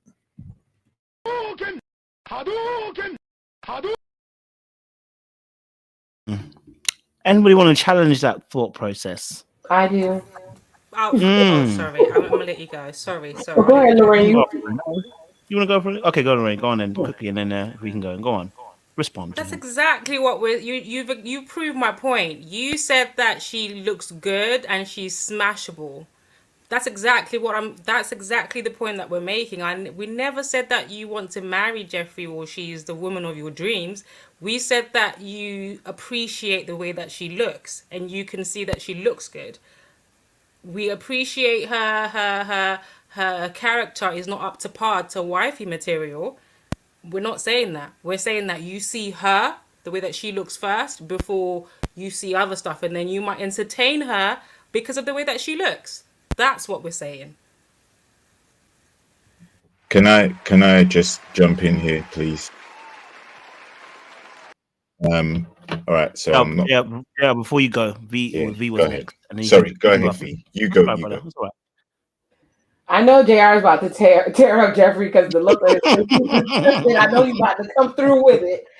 But I'm totally gonna agree with Seaway and Lorraine. They've been calling her wifey material. They've been saying she's beautiful. They've been saying she's sexy. They've been saying, and this is not ready to get married, it's ready to love. And we know that's barely even happening here.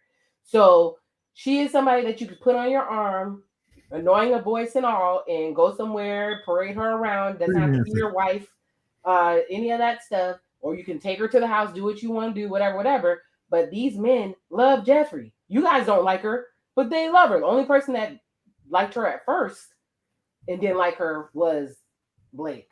Anyway, but as for Andre, I do agree with Seaway. I think there's something about Andre that exudes money. And yes, the hair is strange, but a lot of eccentrics who have money dress and do strange things to stand out. So him and his candy curl and his feather, I put in the private chat.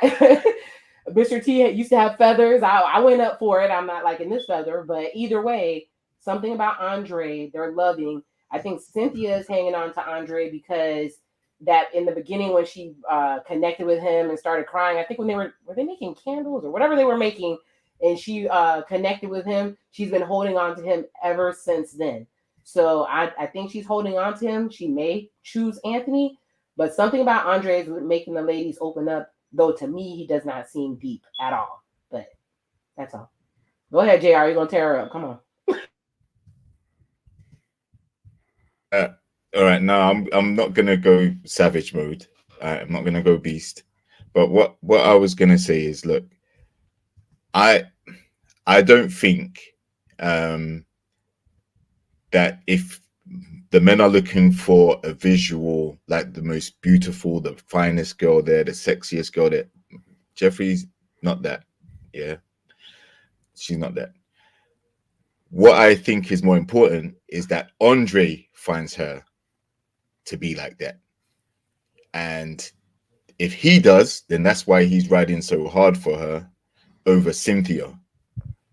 Because he tried to even, when he was talking to his sister, he was like, Cynthia's got 2 kids. He elected not to talk about Jeffrey having 3. It was like, yeah, but so the sister had to remind him, like, Jeffrey's got 3. So, but you're still choosing her. All right. He just likes Jeffrey. All right. That's all it is. It's nothing to do with, listen, all the guys that she had a connection with eventually, except for Mark Anthony, this episode, but all the guys eventually either wised up like Blue did or DeMario, they wised up and worked out that it's not going to work. I think that she talks herself up to believe she's a wife and to believe that all these men are attracted to her, but that doesn't mean it's true. That's just her opinion. And I think, like I said last week, the thing that makes Jeffrey and Andre work is the fact that they both fluff each other up in that way. She refers to him as biblical husband, and he refers to her as Jeffrey's wife. Jeffrey's the wife. That type of affirmation, that type of energy that they give to each other, like it's like watering each other. So I think that's what makes their connection work. It's not that she's the finest thing out there, because she isn't, not even on the show, not even halfway. So it's definitely a connection that they have where they just both speak life into each other, I think that's more accurate. Thank you, JR. Queenie, what are you saying?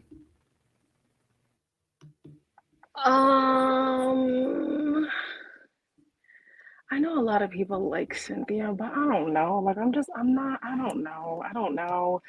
I will say she did kind of annoy me a little bit in this episode. I forget if it was Andre or Anthony she was talking to, but basically she was like, how could you think we don't get deep? You've seen me cry X amount of times. And I'm like, getting emotional doesn't equate depth. So I don't know where that logic came from. But I did, however, like when she was advocating for herself in the presence of Andre's sister, because I think a lot of the time we look at the products of a union and call it baggage or call it a liability and don't want to address the union itself. She was married to James, wasn't she? So I don't know, but like her saying, okay, you might think I'm a liability because of my circumstance, but I am an educated woman. I have she has 2 masters, she has 2 children, and she has 2 something else, 2 degrees or something like that. So it's like, I just want to be careful in saying so-and-so isn't good enough or worthy because of the product of something without talking about how they got there in the first place. Like, it was in a union. Like, we say, oh, like Simone said, don't have babies with boyfriends, and it seems like she did. So how can you fault the girl? A marriage didn't work out. It happens. Let's move forward. That's all I gotta say.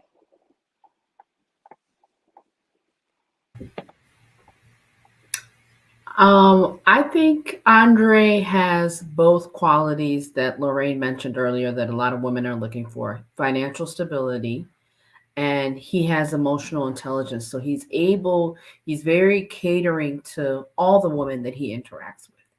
That could be one of the main things that they are drawn to. He looks good. He's probably taller than most of the men there, bigger, dresses well, is very eccentric. So all of those is check marks, right? So he plays that role. Like, just like Jeffrey, he knows how to sell himself.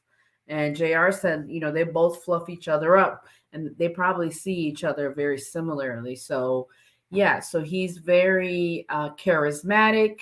He looks good. He probably smells good. He probably drives a nice car. All those things are magnets for women to be like, okay, well, he looks like the alpha man in this group at least, right?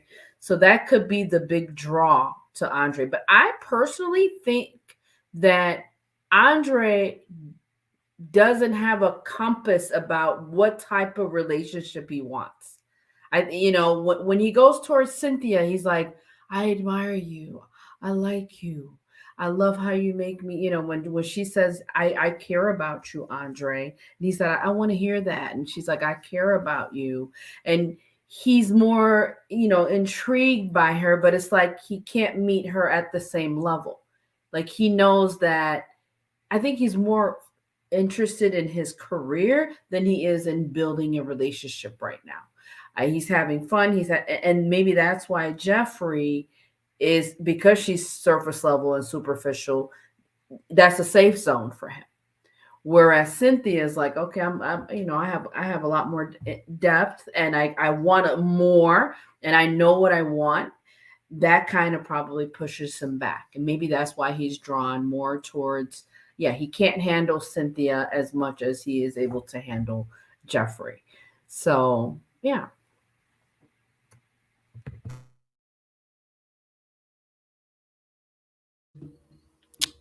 Thank you. Jay, we haven't heard from you in a while. Yeah, you caught me? Yeah. Making sure you caught me. I'm sorry.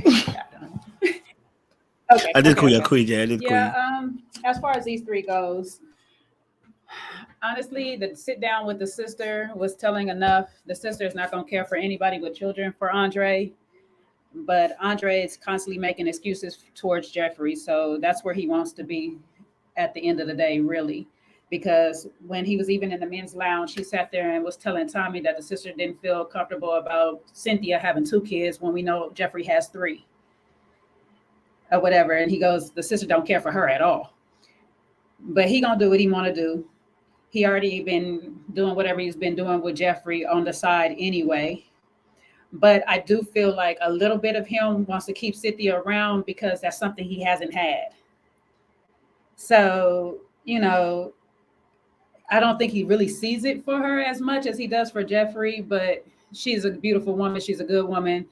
And I think he just don't want to deal with the baby daddy too much in that, or the father of the children too much in that regards. As far as Jeffrey bigging up herself again, child, that was an epic fail. When the sister asked, what do you bring to the table? And she was sitting there saying, I'm everything to a man. The niece was not here for it. The niece pushed on and went on straight over to Cynthia. Okay, like, you give your answer, please. And then had to turn around and cut to the camera talking about, I feel like I'm being judged. Well, sis, that was a piss poor answer to give, to be honest, or whatever. But I do agree with her on the fact that ask your brother why she is the one out of all the women there, one of the ones, because he got two with multiple kids sitting here with him. Now, the answer really is because he done got up in his feelings with Mercedes and cut her all the way off. He would have had Mercedes there and the sisters would have been looking at her, but he cut her off. So that's on him. So his two options now is Cynthia and Jeffrey. Now, him talking to Jeffrey and not Jeffrey, but Cynthia, and having that conversation with her, I thought it was kind of pointless because I didn't see no point of kicking Cynthia off the show anyway. And if she didn't get a heads up from Anthony saying, hey, you about to go into this date, lay it on thick real quick so Andre can keep you on here, what we was going to do with Anthony? So I really didn't understand the point of that right there, other than to say, oh, I just going to keep you on here, but I kind of already know what my decision is. You know what your decision is. So we're just going to be on here for our people, regardless of what it is at the end of the day. Who I think he's best aligned with really is Mercedes, but Mercedes don't want him. So I don't know what he's going to do. He might choose Jeffrey at the end of this. I have no clue, to each his own, but I don't see it lasting a long time.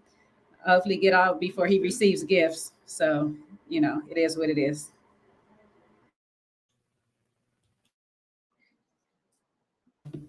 Thank you, Jay.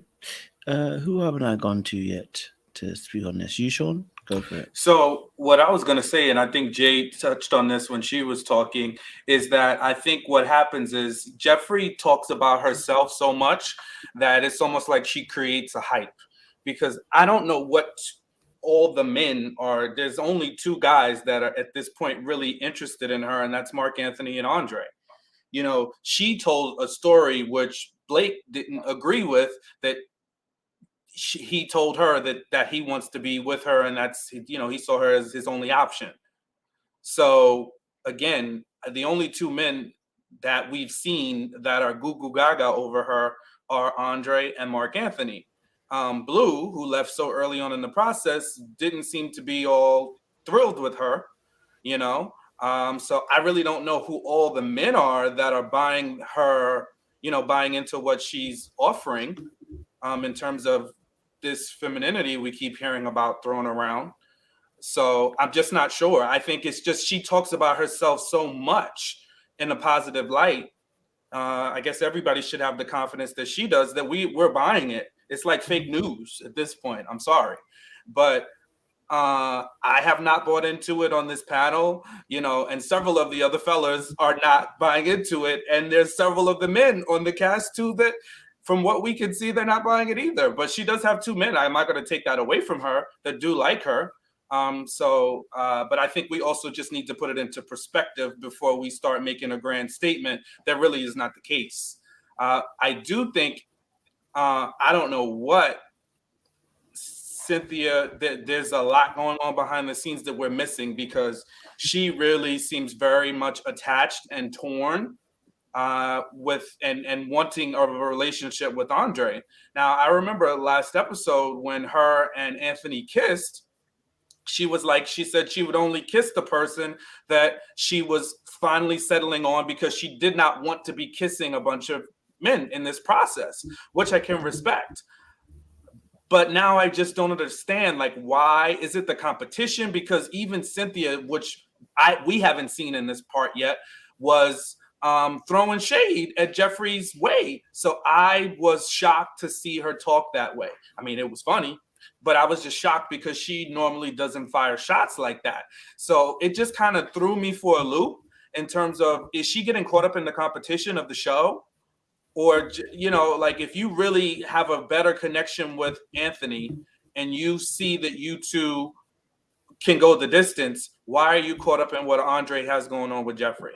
So that for me kind of made me just look at her a little bit different. I mean, Cynthia is fine though. I mean, the way she showed up, to the meeting with the sisters and her conversation, her talking points, she gonna nail it if she don't do nothing else. When she hit him with, I got 2 masters and 2 businesses and 2 bachelors, I'm like, talk your talk, sis.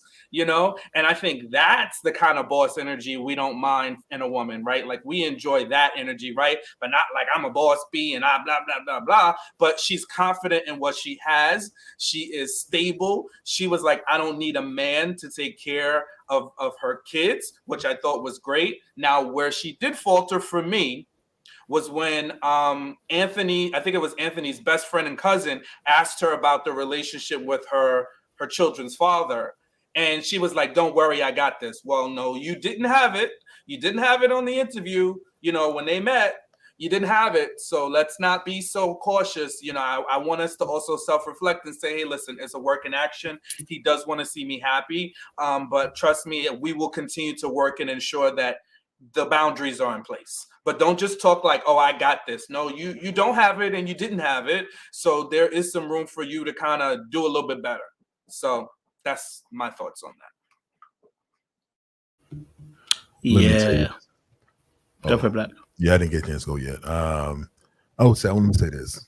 Cynthia's wordplay is almost phenomenal, to be honest with you. She has the words for you. The thing about Cynthia that I liked is the fact that she could smell Andre was about to eliminate her. And she did what she had to do. She said what she had to say to make sure that he saw what she saw. So I can respect that. But when it comes to the meetup between Andre, Cynthia, and Jeffrey, when Cynthia came in, she greeted Andre by saying, hey, husband. I thought that was interesting for her to say that. And she says that she still has a thing for Anthony. So that's pretty bold, being bold to say that. I do want to talk about Jeffrey's dress really briefly.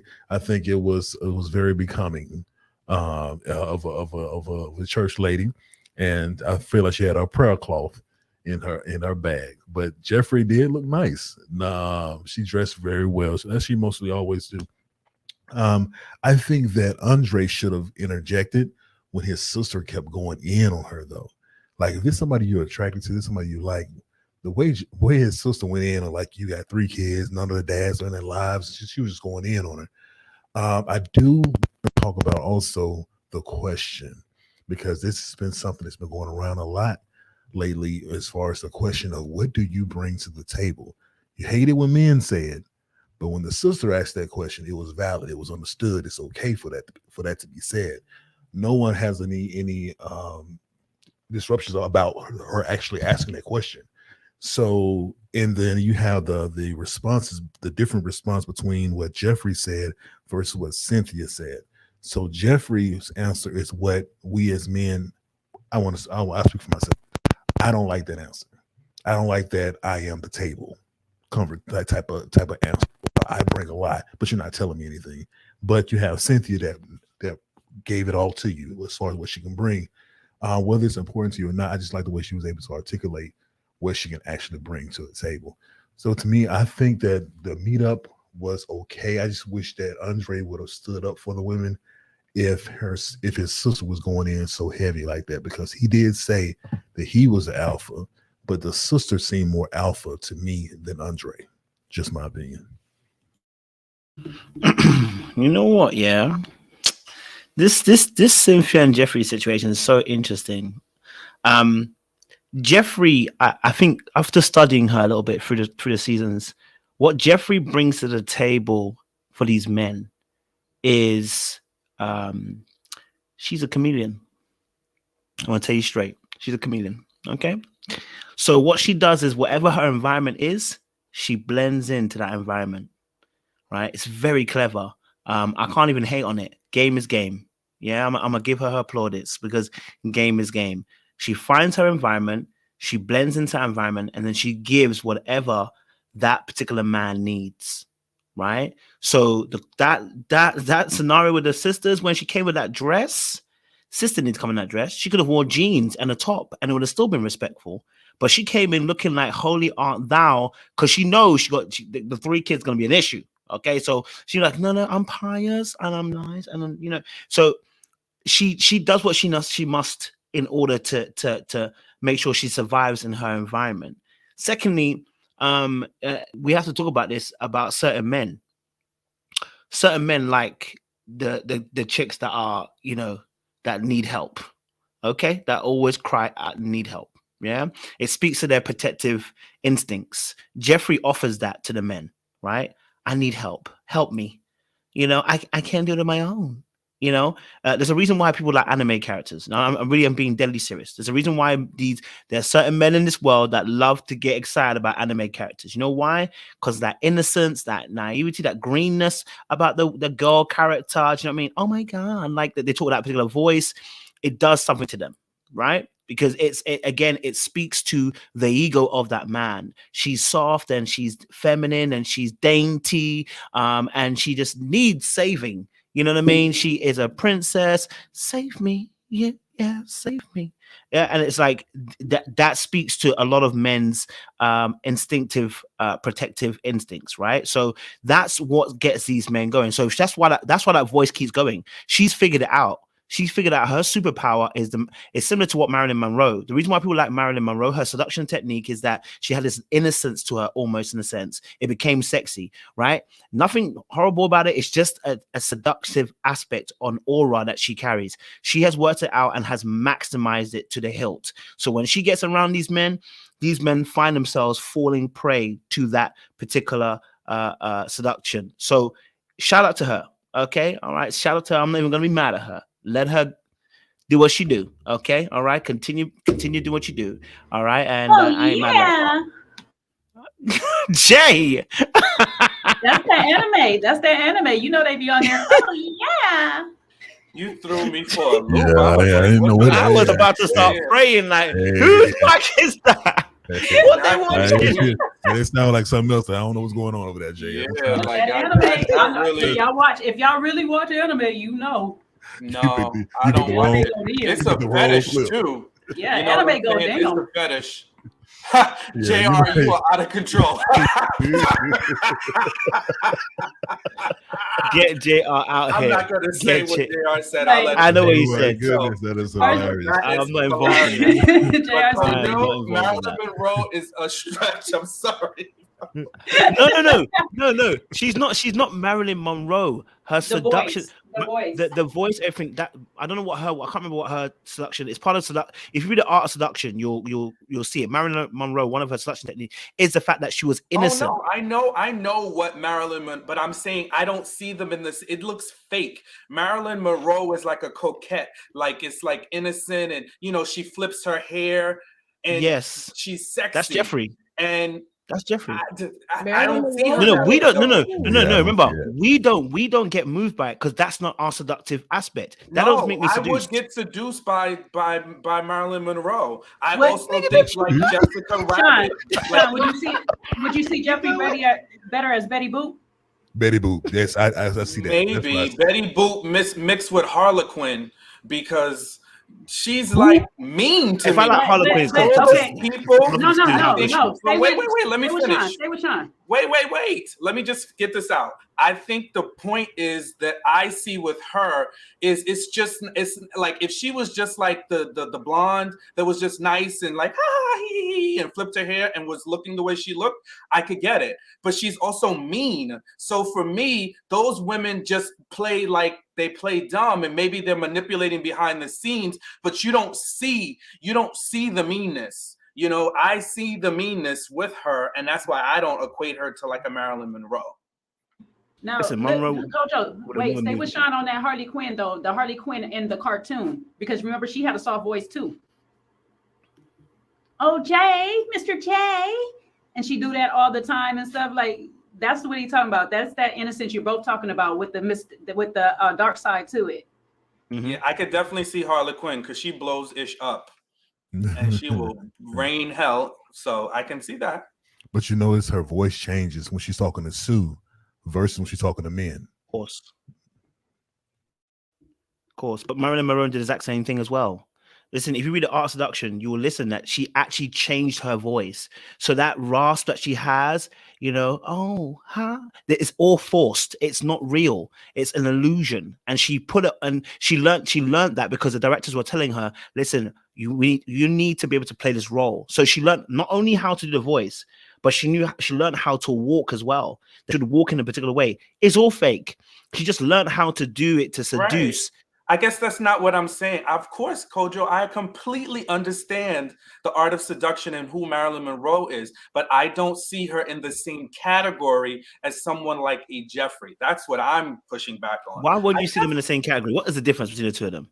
Because I don't see her as a true seductress. It just seems completely phony and like it's working. It's glaring. But it's working. No, it's glaring for me and you. We're not. That is not our weakness, bro. I'll tell you, it's worked on a lot of the men.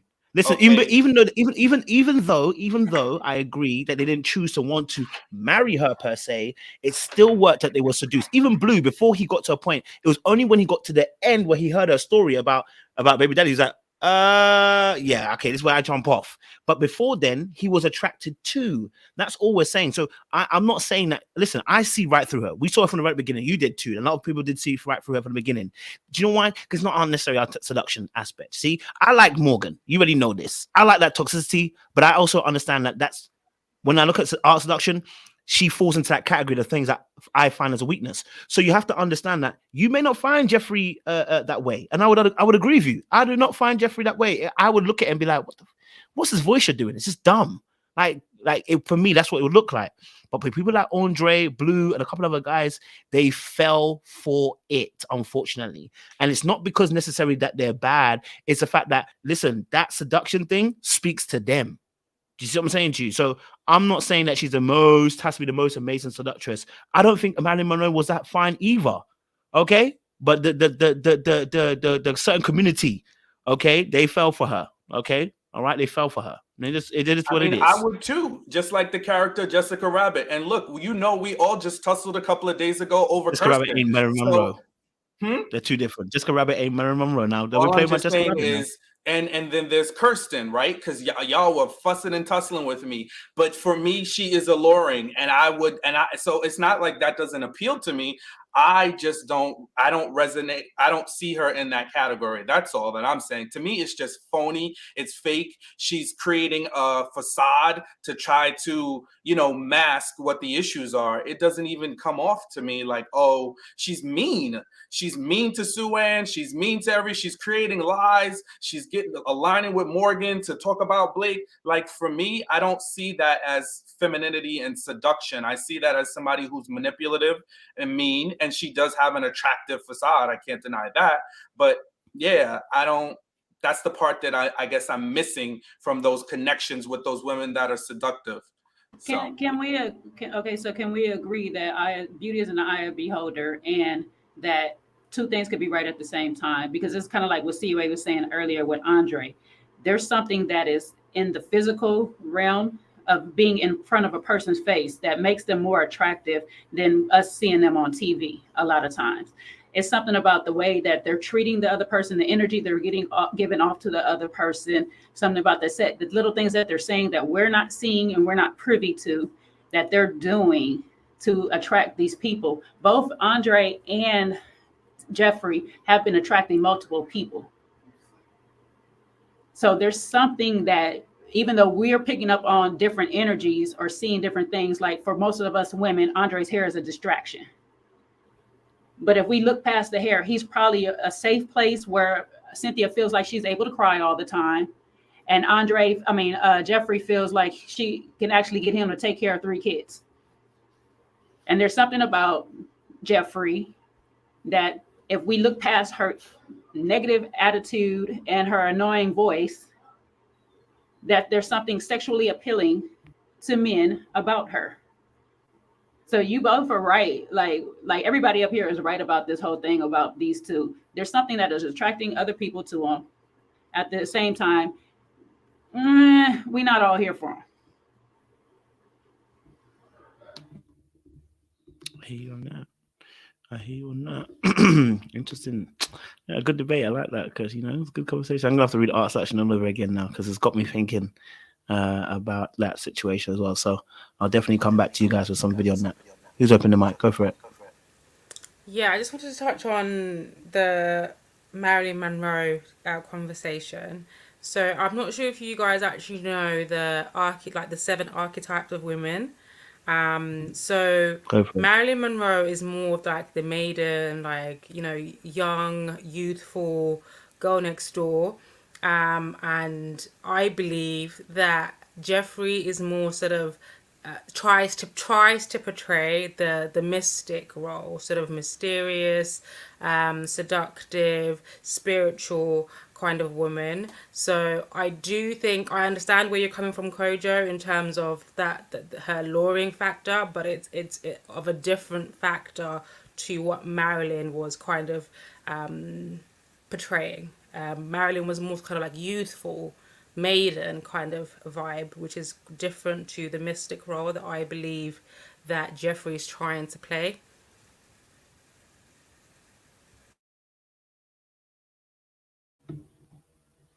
Anyone else got any additions?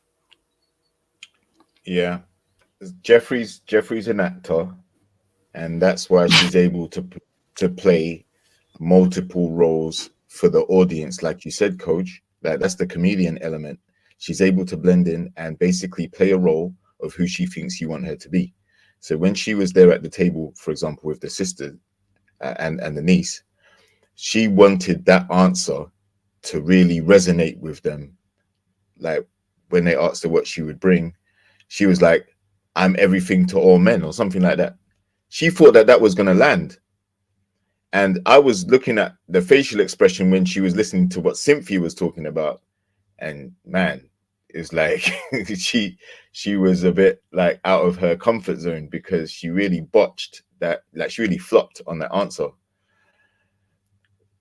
As Andre is able to connect with her because I think he's very performative as well. I'm not saying he's as dramatic as she is, but there is a level of him believing himself in a way that puts him above other people. He doesn't say it doesn't come across condescending, but it's just the way he carries himself. All right, he carries himself with a certain amount of class and eloquence, right? And or in his mind, I think he does, and that could be to do with his wealth and his entrepreneurism and all that stuff. Do I think that their connection is fake? No, I think their connection is genuine. I think it can work, providing that they keep watering each other, like I said. And the snide comments she makes is only when she's pressed or she feels insecure or jealous about someone. She doesn't exhibit that with Andre at all. She's a completely different person with Andre than she's been to any of the other castmates. She hasn't said anything bad about him. She hasn't tried to undercut him, or even in the confessional, she's never said anything bad about Andre. So I think the connection is definitely genuine on her side. On his side, I think he tried to cover her to a degree with the sisters because he knew that. He even said he's afraid of the sister, like what her reaction is going to be. So I think he tried to cover her to some extent. And at the end of the day, he's still going to choose her. So it is what it is.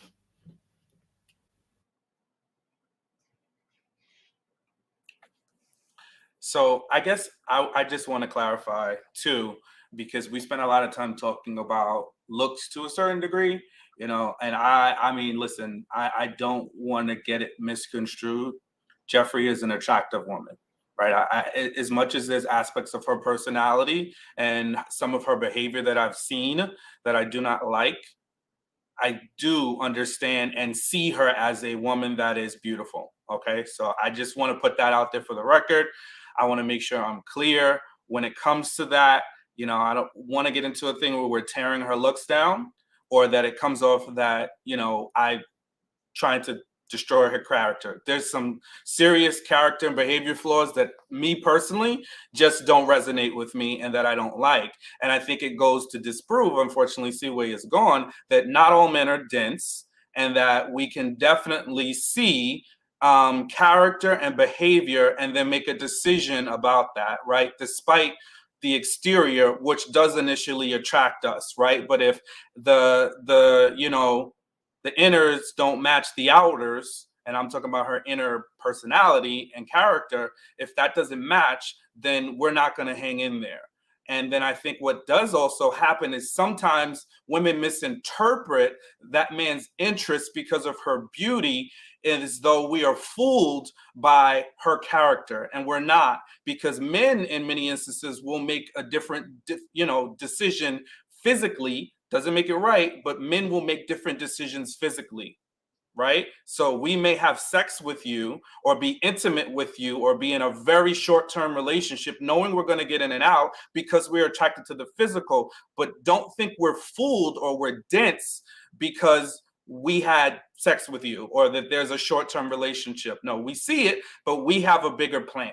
And sometimes some guys, not all, some guys will get in and get out because they're more interested in the physical than anything else. So again, doesn't make us dense, doesn't make us probably, wise and good stewards of our bodies in those instances, but it doesn't mean we're dense and that we're foreign to the things that are going on.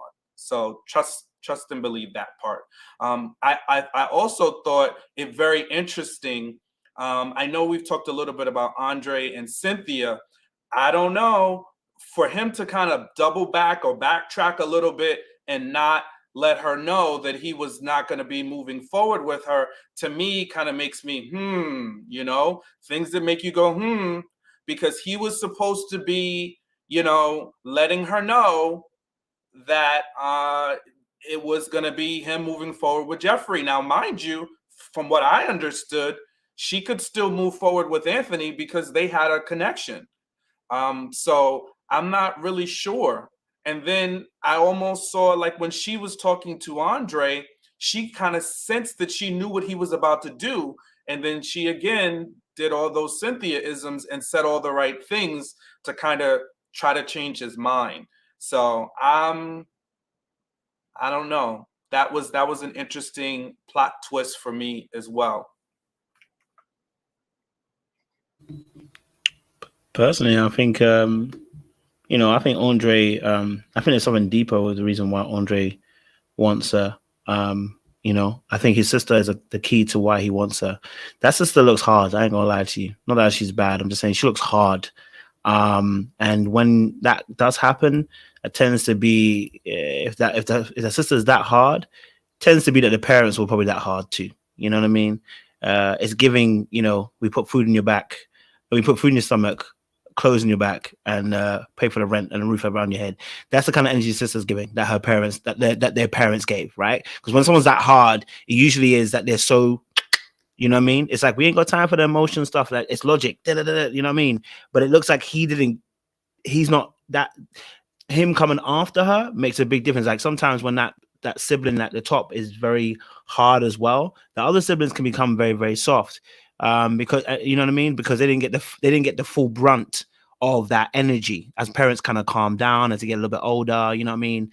And I feel like whatever he might have been requesting from quote unquote parent is what he's actually giving to Jeffrey. So that protection energy is probably what he might have wanted. It's why he's giving it to Jeffrey. He can see someone that needs saving, he goes to save them. Because I'm gonna be honest with you. Okay, listen, I'm gonna be honest with you. If I'm really thinking about being serious in a relationship, Jeffrey's coming with 2 baby mothers, and a sketchy story with it. Yeah, me personally, when I hear that, I'm hearing Titanic Jack, and I'm hearing Rose, and I'm hearing you pushing me off the board. That's what I'm hearing. Yeah, I'm not hearing anything else apart from do do do do do do do. That's all I'm hearing. Do you know what I'm saying to you? So if that's the case, what I'm seeing from Andre is that he wants to save Jeffrey. There's this incessant need to save her, almost in a sense, right? Because there ain't no way you're gonna tell your sister, yeah, but she got 2 kids, and then forget that Jeffrey has 3. You sound like Captain Save him. You sound like Captain Save him.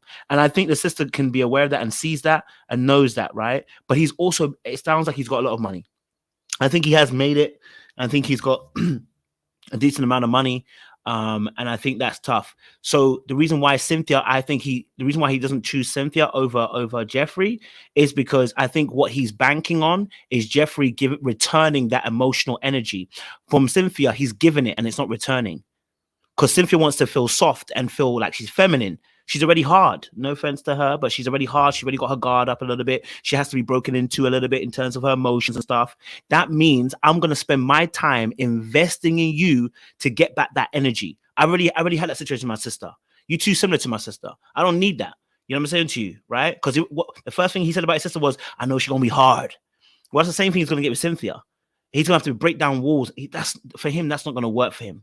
So it's always that Cynthia was always going to be second, because the energy she puts out, it's familiar, but it's not the one that he wants.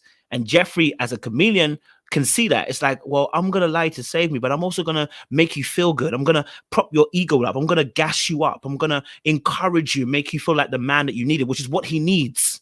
I'm not saying Cynthia can't do that, but what I'm saying is Cynthia's also got that deficit where she needs the man to be strong so she can be weak. He's tired of being in that place. You know what I'm saying? He don't want that. So it's a tough one. I can see why he would go for Jeffree over Cynthia in that instance. But you know, I like Cynthia. I like Cynthia. You know, I think she's a cool girl, and she's always ready for a question. That you put a question to Cynthia. If I ask Cynthia why is the sky blue, even if she doesn't know the answer, she will tell me a good answer. I trust in her.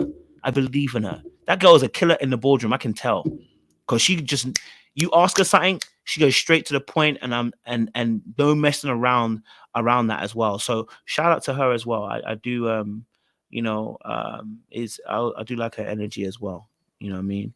Yeah, Sean. Kojo, you know, one thing I did pick up on too, when they went on the date, when her and Anthony went on the date, I didn't hear, and you know, again, I know it's some things get left on the cutting room floor, but I didn't hear her really say the things that she would do. I didn't hear her, you know, like how women in her position that want to be married and want that relationship will say, when I get home, I want to take off the armor, right? I don't want to be the boss when I get home. I think somebody even said it in the comments too, that she looks like she might be a little bit bossy at home. And I could kind of see that assertiveness not being turned off, because although, and look, trust me, we've had conversations here. I'm a true romantic guy, and I love to do wonderful things for a woman that I'm in love with. And I don't think there's anything wrong with that. And it doesn't always have to be met with reciprocity. But in this moment, like when they had that little date, and as gleeful as she was, and he was like, so how are you going to be? I didn't hear her say like, okay, I'm going to take care of you too. And these are some things that I'm going to do, you know, to make sure that when you come home to a happy home. Right. So if you were doing things like this, she was more so like, oh, I want these picnics. We got to keep it consistent. We got to keep all these dates going. I want to make sure I'm courted, which is fine. But I didn't hear the parts from her that as men make us feel good and warm, you know, coming on the other end. So I think that to me was like, is this going to be all about her? And she's going to be like bossy when she gets home too. And that could be a little bit of a concern. And maybe Andre is picking up on that. Whereas on the other foot, Jeffree is gonna baby talk him to death and me, and you know, carry on the way she does, which is not gonna be that kind of strong energy. I mean, I'm with you, bro, and I think man to man, I think, you know, I do agree with you on that point. I don't get that I don't get that energy. I'm not saying I'm not even saying that Cynthia wouldn't do this, by the way. I think she probably would serve back the same way, but I just feel like you're saying, bro, I think, you know, sometimes you got to show it. You know what I mean? Sometimes you got to show that energy. You got to show that reciprocation energy. It can't just be spoken of. It's got to be shown. And if it's in you, it's in you. And if it's something you're going to try to do, yeah, that too, you know, you can say it, but we want to see the evidence of. Do you know what I mean? So as much as I might not like Jeffree's character, what she is good at is making sure that you as a man are getting your ego filled. Do you know what I'm saying? And as a man, listen, some of you ladies don't know how to praise the ego of a man at all. I'm just gonna be honest with you. I love you ladies, but some of y'all don't. Y'all be saying y'all don't need any more than you already got. You already got your ego is filled already from the world. You already got validated from the world. And then it's like, yo, we want to be propped up too. You know what I'm saying? We want to be propped up. You know, we want to be encouraged. We want to be able to say that, you know what I'm saying? Like, I appreciate you, like, and be shown that. I'm not saying Cynthia doesn't do that at all. What I'm saying is that Jeffree seems to walk in that. And for someone like Andre, who's might be a little bit of a high achiever, and maybe necessarily might not have never had that when in the home, Jeffree's speaking his language all the way. You know what I mean? And that's what's causing him to keep going to Jeffree, because you're going to see, I'm going to drop a video tomorrow. I did a video from the last episode that they were talking. And when he was talking to Cynthia, his biggest issue, he thinks he's deep. And Cynthia's like, I want to be married. I want to be able to get deep. But the way he was talking, I was like, well, if you have to say that, if he has to convince you that he's deep, I was like, then he's not deep. You know what I mean? He's just not deep. Cynthia, he's not deep. So, you know, but yeah, I just think to myself, sometimes guys, we do want to have that woman that just gives you a bit of that good energy, that just says, you know what, I'm feeling you, you know what I mean? Wants to come up on you, and you know, it's not gonna be pressed about getting all over you, and you know what I mean, allowing you to kind of listen as much as it is. Listen, hey, this is just me personally, you know, I can see that you can open the pot, but you know, you're like, babe, can you open the pot? I'm like, oh, okay, well, you know, it gasses you up a little bit, you know what I'm saying? Like, they know you can do that, they know they can do it themselves, but when they get you involved and stuff, it's just nice to be consulted. And I think that's what Jeffree does offer, even if it is a bit fake. It's just nice to have that offer on hand. You know what I mean? Hopefully I'm making sense. You get me? Any other thoughts? Yes, Sean. You want to say something? I think, you know, listen, I guess just for clarity, I'm not saying she can't do it and that she won't. It's just that I don't see the evidence of it, because you can say it. And yeah, there were some scenes earlier on where she says, you can wear the briefs and I'll wear the panties. Yeah, she said that. But it's one thing when somebody to actually do it. And I think, and that's on both sides. And I'm sorry, I think because she's so used to closing deals, because she's so used to executing and running her businesses extremely well, because she's got, you know, 2 masters, right? She's used to speaking, showing, you know, saying certain things, but how easy is it gonna be for her to take that off when she gets home? And I just saw a glimpse of it when she had that date with Anthony. Now, we've talked about Anthony and his personality and things of that nature, and how maybe with the right guy, perhaps she could fall more into her feminine. I don't, you know, this conditional femininity for me, I'm just not a fan of it. But ultimately, what I'm seeing from that is she might have a challenge in that, in being able to let her guard down a little bit. Mm-hmm. Yes, you want to add? Did you want to add? Go for it. Oh my gosh, I forgot what the question even was. To be honest, we were just talking. We're still talking about Cynthia, Jeffree, and Andre. I think that Cynthia is gonna choose Anthony. I think she's in competition with Jeffree for whatever.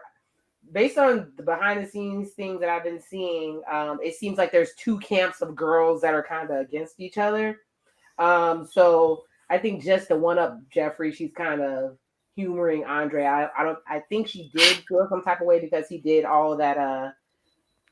He listened to her cry about her childhood and all that good stuff. But I think she genuinely is a CEO, a boss, right? And she doesn't lose.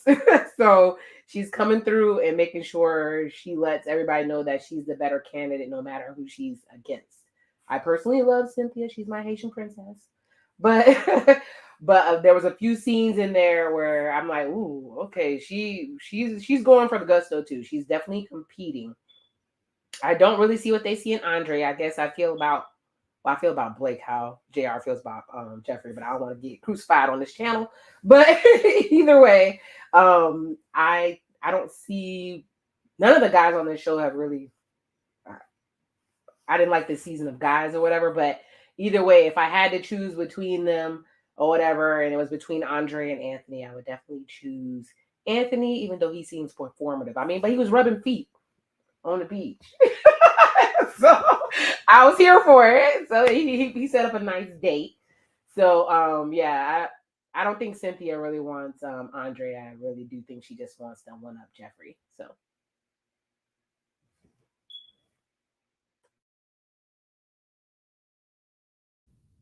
any last thoughts, boys? JR's got something going. I was gonna say, like, listen, for Anthony to rub feet, that is huge. That is a very intimate, sensual thing to do. So I know a lot of people don't buy Anthony, or they don't think he's got much substance. But yeah, I think he just knows who he wants, and I think he has that thing where you take your work personality home with you. So he comes across as maybe quite serious, but also he's the type of person that could just sit there quiet in the room and not say nothing to nobody. So I think Cynthia is better matched with him. Maybe there is a competitive element with Jeffrey, but Andre is not going to deal with Cynthia's baby father. And as much as Anthony likes her, he even indicated that that's the only thing that's the only problem he has with Cynthia, the baby father. That interaction wasn't cool. And I know she said a few times now that she can handle it and all that stuff, but he does seem quite overbearing. So even if she can stand her ground, it seems like there's going to be a constant tussle while he's present. and Anthony might not want that. But at the same time, they do have shared experience. They are both parents. They both have a career and things like that going well for them. So, I really have a good feeling about them. Probably my favorite couple is actually Anthony and Cynthia at this point, followed by Mark Anthony and Mercedes, and then I'll say Jeffrey and Andre. I think those are the three solid couples that are going to make it through.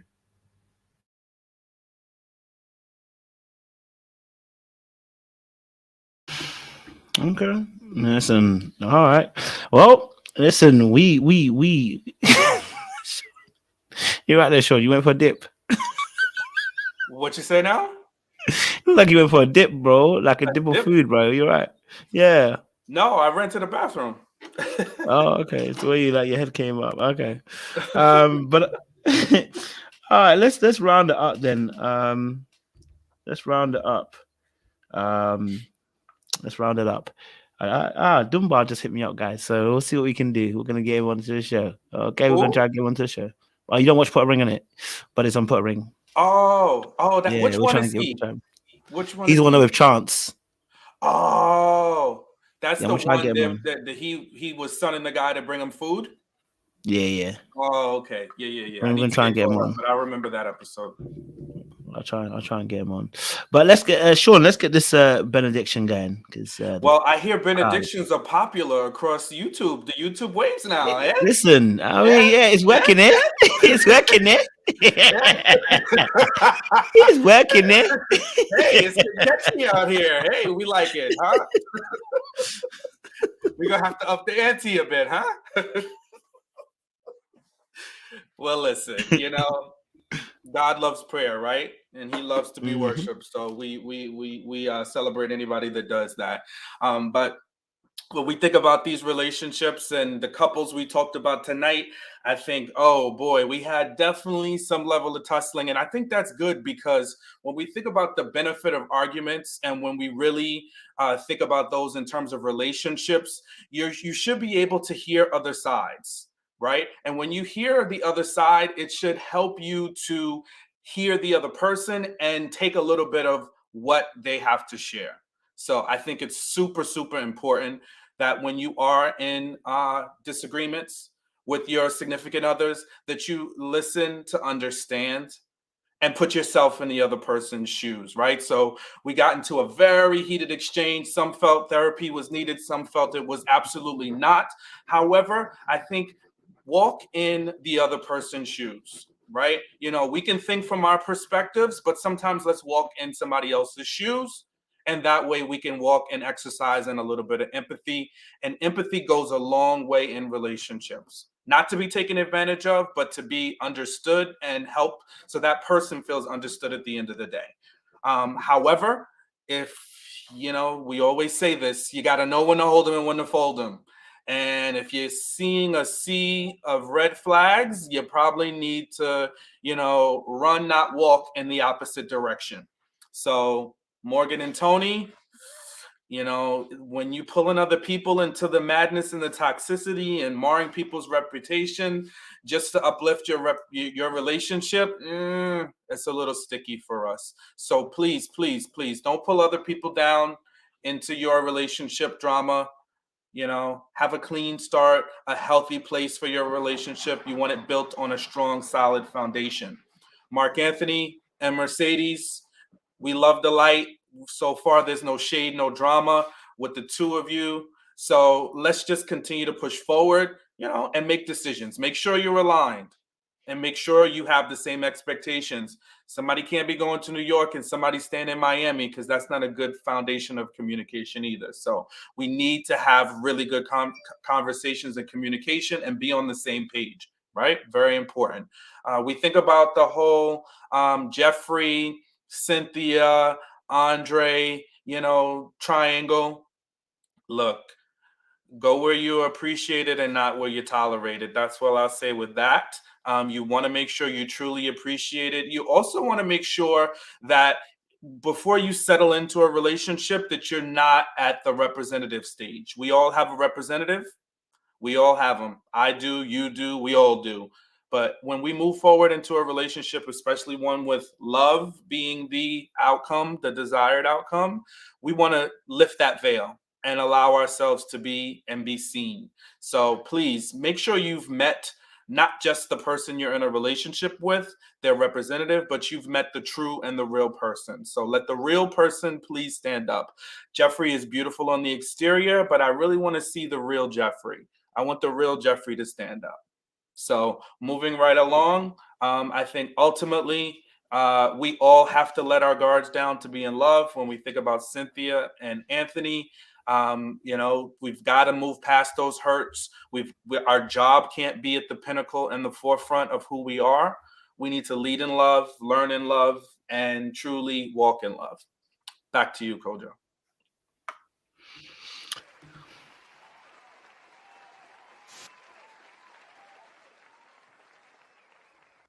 Oh yeah, arigato. I need Jay to pipe down. Listen,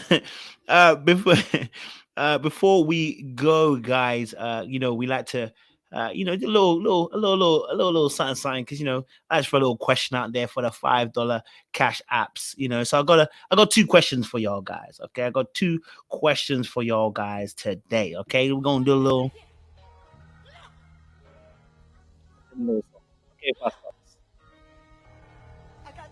Greens, potatoes, tomatoes, lamb, lamb, raw, beans, greens, potatoes, tomatoes, chicken, turkeys, rat, beans, potatoes, tomatoes, lamb, raw, beans, potatoes. Okay, fantastic. All right. Not Jay flashing her camera. Not Jay flashing her camera. All right. Time for a little question time for y'all folk. Okay. A little $5 cash app game for y'all guys. Okay. So get your fingers at the ready. I have two questions for you guys. Two questions for you guys. We keep it simple. The answers are real simple. Okay. We keep it real simple. All right. First question. First person to get it gets a $5 cash app. Okay. Question is, who's thinking about moving to New York? Who is thinking about moving to New York? Let me know. Let me know. Let me know.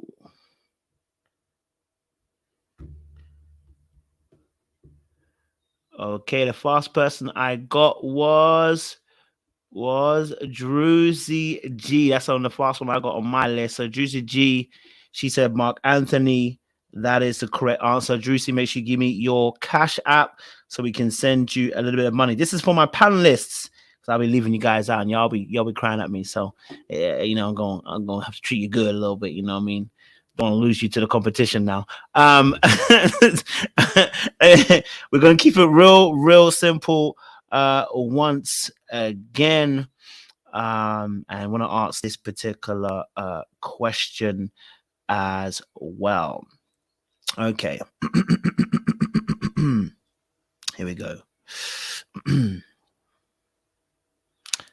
Fastest person to the buzzer, guys. It's the first in the chat, in the private chat. Ours is private chat. So you don't have to put it into a message. To the private chat. Whoever's got the fastest internet is going to work because it's a real simple question. Okay. Who proposed they needed counseling? Who said they needed counseling? Who said the words, let's get counseling? First person to say it. Who said they want to get counseling? Let's see who the fastest person was. Yeah. Who's the fastest person? It's Jay. On my Jay on my list. It is Jay on my list. Jay, send your Cash out. I'll give that to you as well. And the last one for the chat. I'll donate it back to the chat. You donate to the chat. Okay, so we're on 20 so far. We're on 20. We're on $20 at the end of the season. So, you know, keep it going. We're going to keep it flashing. Okay. One last question for the audience. Last question for the audience as well. My question is, finish off this sentence. I need a word. Okay. I want the word. Morgan said, lowest hanging what? That's what I need to answer. Lowest hanging what? Lowest hanging what? Morgan said the word. I want the word. Okay. Okay. I got African Azitan first. She said fruit. JR, you were second, but you still cheated. JR was trying to slip in there. I thought no panelists on this one. JR tried it, and he still came second. That's the worst part about it. He heard it a few seconds ahead and still came off.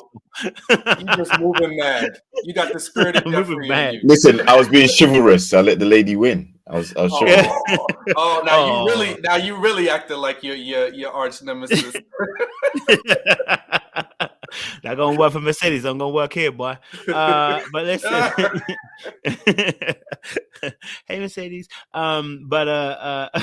Yes. Azitan, make sure you send me your Cash App. Druzy has donated hers to the pot. So the pot at the end of the month. I said end of the show, it's $25. So we'll do that on our reunion. I'm guessing it's gonna be part 2 reunion, isn't it? So they're gonna do part 1 and part 2. So when we do our last panel, which will be reunion, the pot stands at $25, guys. So if you donate, if you pass yours on into the pot, then it goes into the pot, and we're at 25. So you know, we appreciate it. So Azitan, send me your Cash App. I'll send that to you as well. Let me give you $5 to you as well. Okay. Azitan says she's donating her $5. So what are we on? 30? On $30 now. So okay, $30. It's looking good. It's looking good. Sean said he will double whatever we guys get. So if you guys keep adding to it, Sean gonna double it. No. Don't try to just curly things me. You will not colonize me. If this thing get to $100, these people gonna have to remember the whole season because we're gonna have to go back into fouls for a question. We ain't doing that. Oh, listen. Get a question ready, guys. You guys get a question ready. Do you know what I mean? Get some questions ready. I'll be happy to, you know what I mean? And then we'll test them with a little bit of something. You know, we might play some double or quits as well, you know, as well. So people can win a little bit of cash here and there.